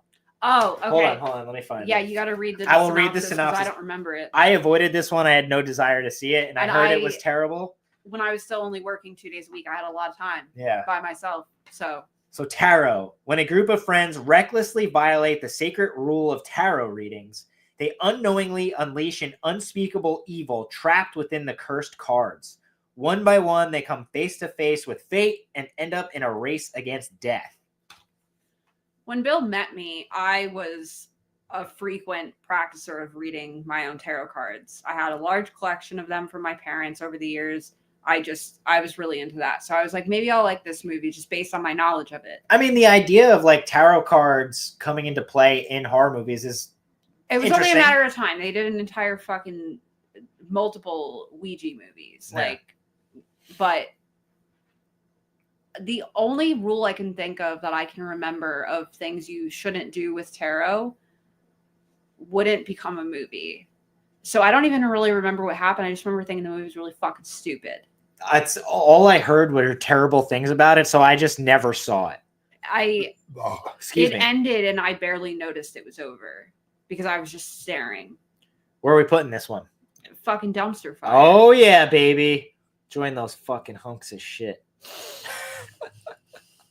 All right, yeah, so I didn't see that one. Vicky did, but yeah. That's all I have to say about it. It's fucking stupid. All right, Terrifier 3. Once again, one I did a whole review for. You actually have seen it recently, so you could add your 2 cents in. So watch our review if you want deep thoughts. It's obviously following Art the Clown and shit like that. 5 years after surviving Art the Clown's Halloween massacre, Sienna and Jonathan are still struggling to rebuild their shattered lives. As the holiday season approaches, they try to embrace the Christmas spirit and leave the horrors of the past behind. But just when they think they're safe, Art returns, determined to turn their holiday cheer into a new nightmare. The festive season quickly unravels as Art unleashes his twisted brand of terror, proving that no holiday is safe. Listen, if you like the Terrifier movies, you'll love Terrifier 3. It's over-the-top gore, not much plot-driven focus there, extremely violent. I thought this was fine at best. I thought it was okay. But we also don't love the Terrifier movies. You like them more than I do. Yeah. To the point that he goes to the movie theater to see them. I won't. Yeah. That's just not. I worked. I voluntarily did not take off from work or wait until I was off with him to see it. I was like, I don't care. You have fun. Yeah. Eat your fucking popcorn. I appreciate how much praise they're getting because independent horror doing well is good for the genre. Don't get me wrong. And we like Damien Leone. Yeah, we met him and David Howard Thornton. They're really cool guys, down to earth. They also popped over to Newport Mall, the mall in Jersey City, and were bouncing around the Spencer's Gifts there with David Howard Thornton dressed as Art the Clown. Yeah, kind of crazy. But that didn't make headlines because last year as well, we also had a man wielding a machete around Newport Mall. So no one cared about Art the Clown. No one was phased here. Yeah. Yeah, watch our review for more deep thoughts on that. I think my biggest complaint about it was that like the narrative isn't driven forward enough. Like they don't explain enough. Like there's obviously going to be a fourth one that'll explain more. I like the cameos of like Jason Patrick and Clint Howard in there. But yeah, Art dressed as Santa Claus, slaughtering people in really gruesome ways is fun. I thought it was cool. I wouldn't say it's one of my favorites of the year by any means, but I enjoy these movies like well enough. I still think I like the first one the best. You can put it wherever you want. I won't fight you. It's going in meh for me. Okay. Like I like it. I don't love it. I need more substance to my movies. Fair. Either be so schlocky that you wouldn't mop the floor with it, or have a deeper meaning. I'm sick in the head. You took your kid to go see it? That's amazing, dude. Sick. Sound like my parents. They always used to take me to shit like that. You really like 2? Then you'll love 3, man. It's kind of more of the same. There's not much. Yeah. There's not much there. But yeah, definitely support independent horror any chance you can. I thought it was fine. Next up is Trap, the Josh Hartnett. M. Night Shyamalan movie. M. Night Shyamalan. Like The Substance, we talked about this one at length in a live video like a month or so ago, so you can check that out. So Trap. A father and teen daughter attend a pop concert where they realize they're at the center of a dark and sinister event. That dark and sinister event is that, spoiler alert, they give it away in the trailer. Josh Hartnett is a fucking serial killer, and the police have surrounded this Taylor Swift-like concert to trap him. Who's Taylor Swift in Trap is actually M. Night Shyamalan's daughter. Yes. But clearly little nepotism there. Whatever. Do it if you got it. Yeah. It's his commentary on the height of the Taylor Swift type events and yada, yada, yada. Josh Hartnett, love him. He's in a lot of my favorite movies growing up. I loved this movie while they were at the concert. I thought that was an interesting concept of like him kind of trying to figure out how to get out of this scenario. I wish I didn't watch the trailer that gave away Josh Hartnett was a serial killer, because it kind of spoils the movie for me. But I think once they leave the concert and there's like that whole kidnapping scenario that's going on, it loses me. I didn't like it as much. And Josh Hartnett kind of plays it a little too over the top. Not that I disliked his performance. I just thought like the character kind of like becomes this person I can't root for anymore. I think that was the point. Yeah. To be completely honest, because it's to turn you off to it. Yeah. That's probably why they cast Josh Hartnett in the role to begin with, because they knew women of our age would be like, yes. And they all were. We can confirm. But yeah, I didn't love it. I didn't hate it. I enjoyed it though. I'm putting it in third. Will you fight me? Let me see what else. Come on. Come on. What's the last one? Spaceman. My old ass kinds of kindness. No, coming up. I see. Okay. Under Paris. No, the last one. Winnie the Pooh 2. Whatever. All right, you're not going to fight me on it? No, Okay. have it. I would give it a meh. I would watch it again. Didn't you buy it? No. Okay. I don't think I will. Wow. Sorry. And I like M. Night Shyamalan's movies like to a degree, but not enough. I don't care. I like his older stuff better. I think most people do. Oh, shit. Sorry, I'm looking at the wrong screen. Sorry to disappoint you, Satan. If you loved it, we didn't. I thought it was good. I like Uzi here. Sounds like Dexter, but without the good. I wouldn't even compare the two. Dexter's great. I wouldn't say Trap is shit. No, see, Vicky liked it. Yeah, I did. Maybe I it's and I don't even have a particular softness for Josh Hartnett. No, it's fine. There's things to like about it. You know what? M. Night Shyamalan's done a lot fucking worse. Yes, absolutely. It just kind of say falls in the middle of the road. Yeah. The problem is that you expect the twist, and the twist is given away before the movie even starts. Yeah. Next up is Under Paris. It was like a Netflix shark movie. So in order to save Paris from an international bloodbath, a grieving scientist is forced to face her tragic past when a giant shark appears in the Seine River in France. I Had no expectations for this, but I do love my cheesy shark movies. I watched it and I almost enjoyed it. Yeah, I thought it was fine. It was fine. Giant It's exactly CGI that. sharks. Yeah, which is, you expect it. It's Yeah. fine. The irony in all of it was that they were doing those swimming races. What is it called? The Seine River? The Seine. Yeah. This past year since the movie came out. I think And that then was they, the point of the release. Yeah. well, no, they started having to test it for toxic contaminants. Well, yeah, it'd be like a bunch of sharks attacking a bunch of people in some random like stream. But which happens rarely. But I it does happen. laughed so hard at the timing of that. Like, I almost thought like maybe the movie coming out had an effect. They're like, we should probably look at this one. Not for sharks, but like just bad things in general. I had no expectations for this movie, so I wasn't like too disappointed. There is a cool sequence where like these sharks are swimming in like the catacombs underneath Paris, and they attack a bunch of people in there, and that scene is worth the price of admission for me. I think overall it's over the top. It's what you expect from these shark movies, especially one that went straight to streaming. Didn't love it. Didn't hate it by any means, but like I have to put it. I put Trap in Turd, so I have to put that in there. Goes in Turd. Yeah, definitely worth a watch. I would say. It's your turn. Yeah, finally. All right, it's Vicky's pee break time. You can start the next one though, because I just saw what it was. Got it. Wait, Paris the shark can have it. Swole Monster, Under Paris, guilty pleasure. Understandable. These shitty shark movies are a guilty pleasure for me too. I have like so many shitty DVDs of like Shark Swarm, Shark Attack 3, like Shark Night 3D, like oh yeah, like Vicky, there was this movie I grew up watching that I didn't know the name of for the life of me. I just knew it was like about this guy who was wearing this necklace that protects him from being killed by sharks, and he could communicate with sharks. It's like an old Italian movie. But for like 30 years, I didn't know what this movie was called, but I could remember it beat by beat. And for Christmas, Vicky figured out what the movie was called and bought it for me on DVD. I can't believe when we watched it on Christmas Day, how much I remembered about it and how cheesy, awesome it was. Definitely check out Mako, Jaws of Death. It is so much fun.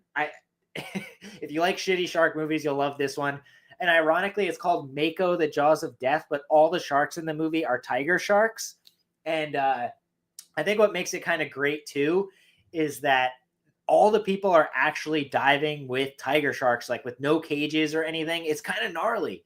And real sharks, no CGI bullshit. So, yeah. Oh, absolutely, dude. Love schlocky movies. But, yeah. And next up, I have to look it up again. Unfrosted. The Jerry Seinfeld straight to Netflix? Yeah. I got to see where this one is.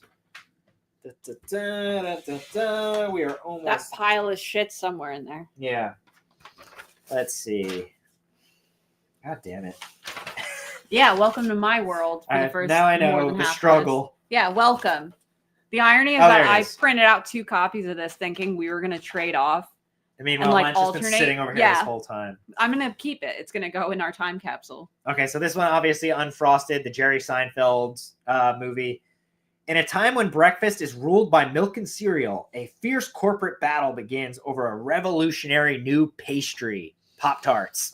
And yet the irony in the whole thing of them creating a movie about the history of how it came to be is how many companies have come out, like have premiered with a breakfast pastry Biscuit now. Like, sort of thing. like just like a fucking Pop-Tart, Yeah. like healthy. Listen, we love Seinfeld, as that we showed earlier. I thought this was going to be really, really great. No. I did? I thought it was at least going to be like, I'm going to be like, oh, wow, a new comedy that I'm You actually played going to yourself. like. You Yeah. played yourself. Ugh. The comedy is just not that funny. It almost feels more of like a vehicle to like have cameos, like a who's who of actors are in it. Like even like John Hamm shows up, Amy Schumer, like you name it. Everyone who's somebody shows up in this fucking movie. That's a satire of how Pop-Tarts came to be. It's the premise is interesting enough, but like the comedy never lands and it's just not very good. The highlight for me was if you know me, I've been skateboarding my whole life, but like it's entirely filmed at the UCI Irvine campus in California, which is like a very famous skateboarding spot. So every time like they'd walk past like the famous hubba that Heath Kirchhoff always fucking skated, I'd be like, oh, hell yeah, hell yeah. And that was the highlight for me. I thought it was goofy and not in a good way. Like, it just didn't do it for me. It felt like they were acting. It felt like a bad skit. It was not good. Honestly, like, you have to read the comments. I will. This one's going in dumpster fire for me. I thought I was going to at least like it. And I hated it, man. I fucking really hated it. But yeah, let's see what people are saying. You didn't mind it, Uzi? It certainly wasn't laughing out loud funny at all. Yeah, Jerry Seinfeld made a bunch of movies, man. What else did he do? The Bee Movie? I saw his wife in my old store once. And my coworker pretended that my name, like hers, was Jess. Or I did to her and yelled it to see if she'd look.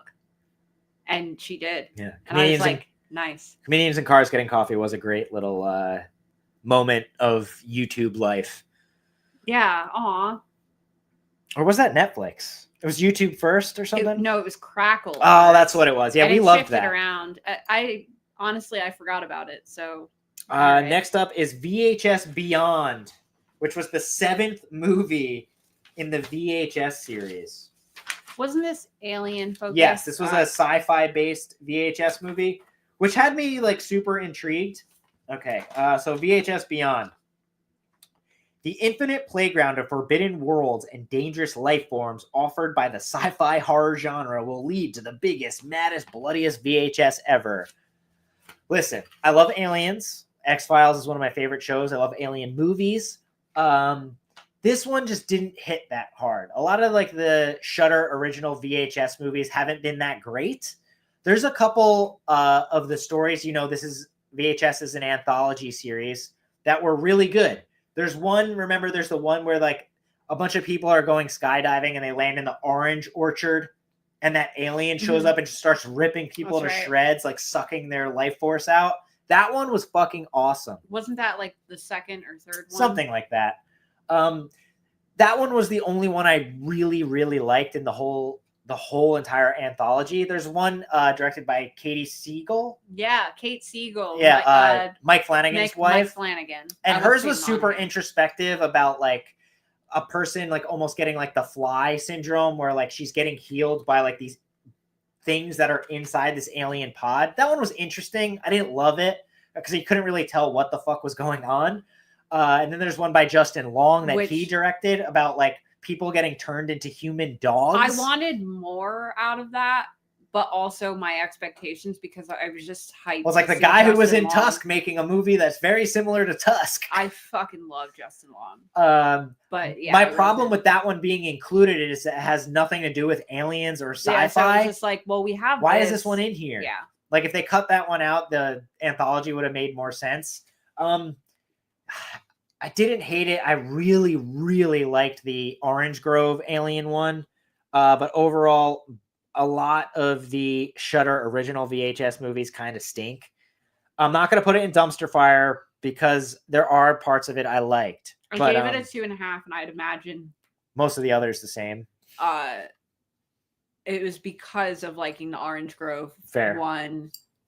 And probably Kate Siegel's. I don't remember much about it because didn't. Well, even when I pressed play on it, you were like, ugh. Well, because last New Year's, this guy put on the newest VHS of that time and forced me through it and then promptly fell asleep through half of it. And I was like, I will turn this off so fast. You're making me stay up till midnight. Yeah. The only two fully good VHS movies are 1 and 2. Yeah. I think I like 2 the best, but 1 is no slouch either. I love that siren one where the woman's like, I like you. And she just turns into this like flying fucking demon. The movie did come out, by the way. Yeah. And I just can't find it.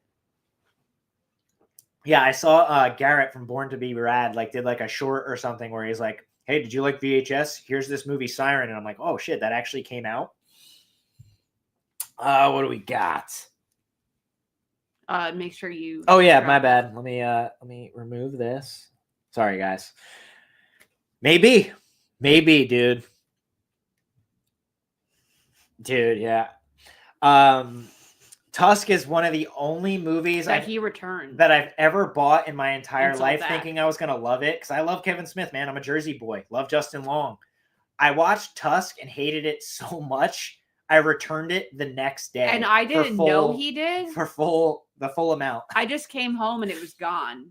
And this is before we lived here and had his collection from home. All right, and we're on to the fucking final one here, baby. 3 hours in. Yeah, sorry that we go on forever, but thank you guys so much for watching. Specifically, Swole Monster, Uzi Suicide, and Satan. Love you guys. Thank you for being here. Your chat is definitely keeping us going. So we got Winnie the Pooh, Blood and Honey 2. Now, before I even tell you the plot synopsis, we loved Winnie the Pooh, Blood and Honey 1. Loved it. Thought it was awesome. We were blown away by how much we enjoyed it because mindless of how much slasher, hate the internet was giving. Goofy shit. Yeah. All these things going into public domain and becoming horror movies now. And maybe it's partially because we just love horror, A. Yeah. B, neither of us have any attachment to that. Yeah. There's something so delightfully unnerving about looking at something like Winnie the Pooh, like killing people. It's so funny. You read the synopsis. I don't want to get started on my But we'll get into part 2. Not as good as the first. Winnie the Pooh. Welcome. Welcome. Hey, man, reading's tough when you've been staring at a giant light for 3 hours. The blinding light, my epilepsy meds. I'm tired. Winnie the Pooh, Blood and Honey 2. 5 months following the murders, Christopher Robin struggles to maintain a regular life while dealing with PTSD. However, deep within the 100-acre wood, a destructive rage grows as Pooh, Piglet, Owl, and Tigger find their home and their lives endangered after their existence is revealed. So that was like the big selling point of part 2 is they had Tigger and Owl were making an appearance. They got more money for it. So it was supposed to be bigger and better, and the violence was going to be great. The makeup was going to be better. And ironically, I didn't like the makeup as much as I liked it in the first one. No, it seemed different. Yeah. And more like heavier almost. Like they were clearly in like costumes. It was just, I don't know, it lost its magic. Yeah, it just didn't feel as kitschy as the first one did. It almost seemed like too forced, too heavy-handed. Yeah, they had more money and it sucked. If you like slasher movies, like it's fun. It's mindless entertainment. The first one though, like something about I think us not expecting it to be good at all and then watching it and being like, wow, this is like what a great homage to 80s slasher kind of culture, you know what I mean? Yeah. With this one, it was just like a little too heavy-handed. The violence isn't not as inventive, in my opinion. I loved seeing Tigger. He almost reminded me of Freddy Krueger. Like he has a lot of one-liners. He's very he's got a lot of things to say, which is a lot of funny. I think my favorite part of the whole movie is like he's slaughtering a bunch of people at a rave, which is cool, a cool moment. And there's people wearing obviously like glow sticks and fucking blacklight sensitive type shit. And there's one girl left that he hasn't killed, and he's just chasing after her, scratching his nails on the pipes, much like Freddy Krueger. And he's like, "Come here, you fluorescent bitch." Yeah, we both cackled. And that was one of the only times though throughout the movie. Yeah.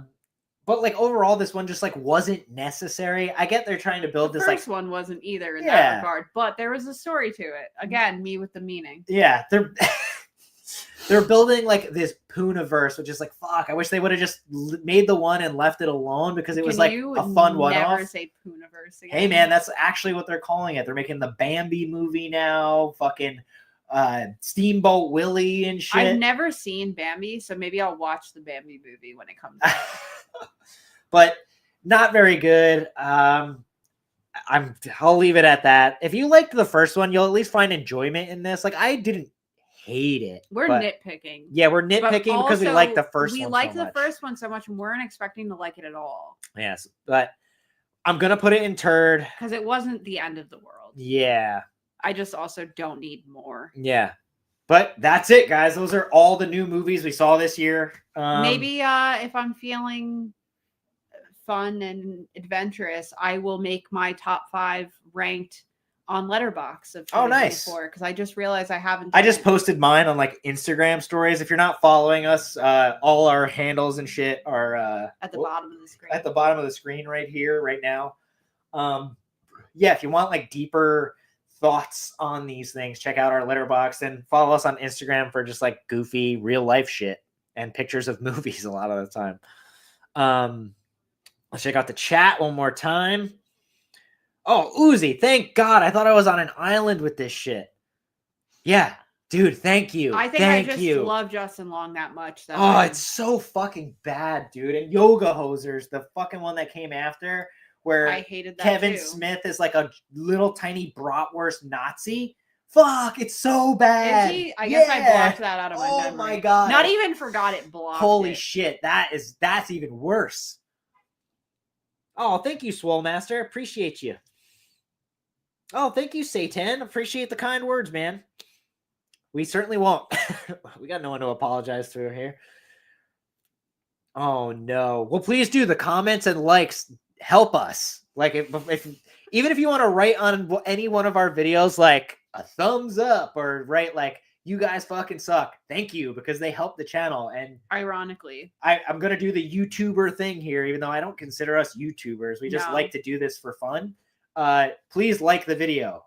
Like I just said before, it really helps put our shit kind of more in the public eye and get shit seen more. And why not, man? We'd love for more people to check out our shit. Dude, honestly, I thought it looked kind of funny and entertaining too. Well, you're Swole Monster, so you work out a lot. That's probably right up your alley then. But yeah, I thought it looked kind of goofy and funny, and I grew up watching Popeye, so it's going to be funny to me. The irony is that Bill had to walk to the supermarket earlier today and to buy spinach, ironically. For me. But let's see. Some movies we want to see for the rest of that we plan to see that aren't included in our lists. Anora. Really want to see Anora. Really want to see it. Just again, looks like a beautiful movie. Theater fatigue for me. Yeah, I was just over it after we saw 4. Yeah, in a month, it was too much. Really want to see Smile 2 because I liked the first one. Thought it was okay. Very reminiscent of The Ring and It Follows as far as storyline's concerned. I just had no desire to see a sequel. But from what I've heard, people think it's like okay. So I heard the opposite. A lot of people hate it. Oh, okay. But again, I still want to see it. We're probably just looking at different ends of the internet. I True. don't know. We do go to the bowels of the internet. Just on different ends. Definitely. We'll definitely see Nosferatu. It's just one of those movies we have to see because so many people are talking. It'll be on HBO eventually. I'm sure. Not rushing out to see it because, like I said, I know kill me cinephiles. I'm not a big fan of Robert Eggers. Same. I find period pieces to be rather boring, and his movies all have the same feel, in my opinion. Yeah. Blink Twice. I think Satan, you mentioned that one. I definitely want to see it because it's interesting. I like the idea of Channing Tatum being a kind of bad guy. I don't know much else about it, but seemed kind of cool and interesting. Well, you know more about it than me, so there you go. Oh, you liked Furiosa? Here's a cold fact about Vicky. She's never seen a Mad Max movie. Not a single one. That's the only one I haven't seen. I like them fine. Turbo Kid is the closest to a Mad Max movie I've ever seen. Turbo Kid's one of my favorite movies of all time. Wow, I didn't know it was that deep. Oh, come on. You know I love Turbo Kid. Yeah, that one, the year it came out, I made you watch it like 1,000 times. Not that many, but close. I got him the soundtrack on vinyl. So good, man. If you haven't seen Turbo Kid, please watch it for me. It's so fucking good. He hadn't watched it in so long that he had to remind me what the name was because I just asked him about it. I was like, whatever happened with that? You used to watch it all the time. Oh, dude, we love Psycho Gorman. Love Psycho We love PG. Yeah. Hunky Boys? I almost bought the shirt from Cavity Colors. Was it Cavity Colors? It had to be. Yeah, we love Psycho Gorman. Yeah. The ironic part about Psycho Gorman, we're just being like kind of talky right now, so sorry if we're going on long as fuck. The guy who made The Void made Psycho Gorman. Talk about a total change of tone. I don't remember The Void. I remember liking it. I know you do. Didn't I get you that on something? On Blu-ray or something, I think, one Christmas. But it's like Hellraiser kind of vibes, I don't remember. Oh, I love The Void. Frig off. Satan's telling you to watch Mad Max Fury Road. Heard. I'll watch. I liked Fury Road a lot. I know some people didn't like that, but that one, actually, no, everyone likes that one. That one won a shit ton of Oscars that year. The one year we actually watched the Oscars. Was that the year Ennio Morricone won? Yes. Horns are blowing. But guys, we're gonna call it. Vicky's beat. My voice is going. Is killing me. We also have to eat dinner and watch some more movies. I have a lot of new movies that I want us to watch. Again, he's still hitting pause on my January Giallo. We'll get there this week.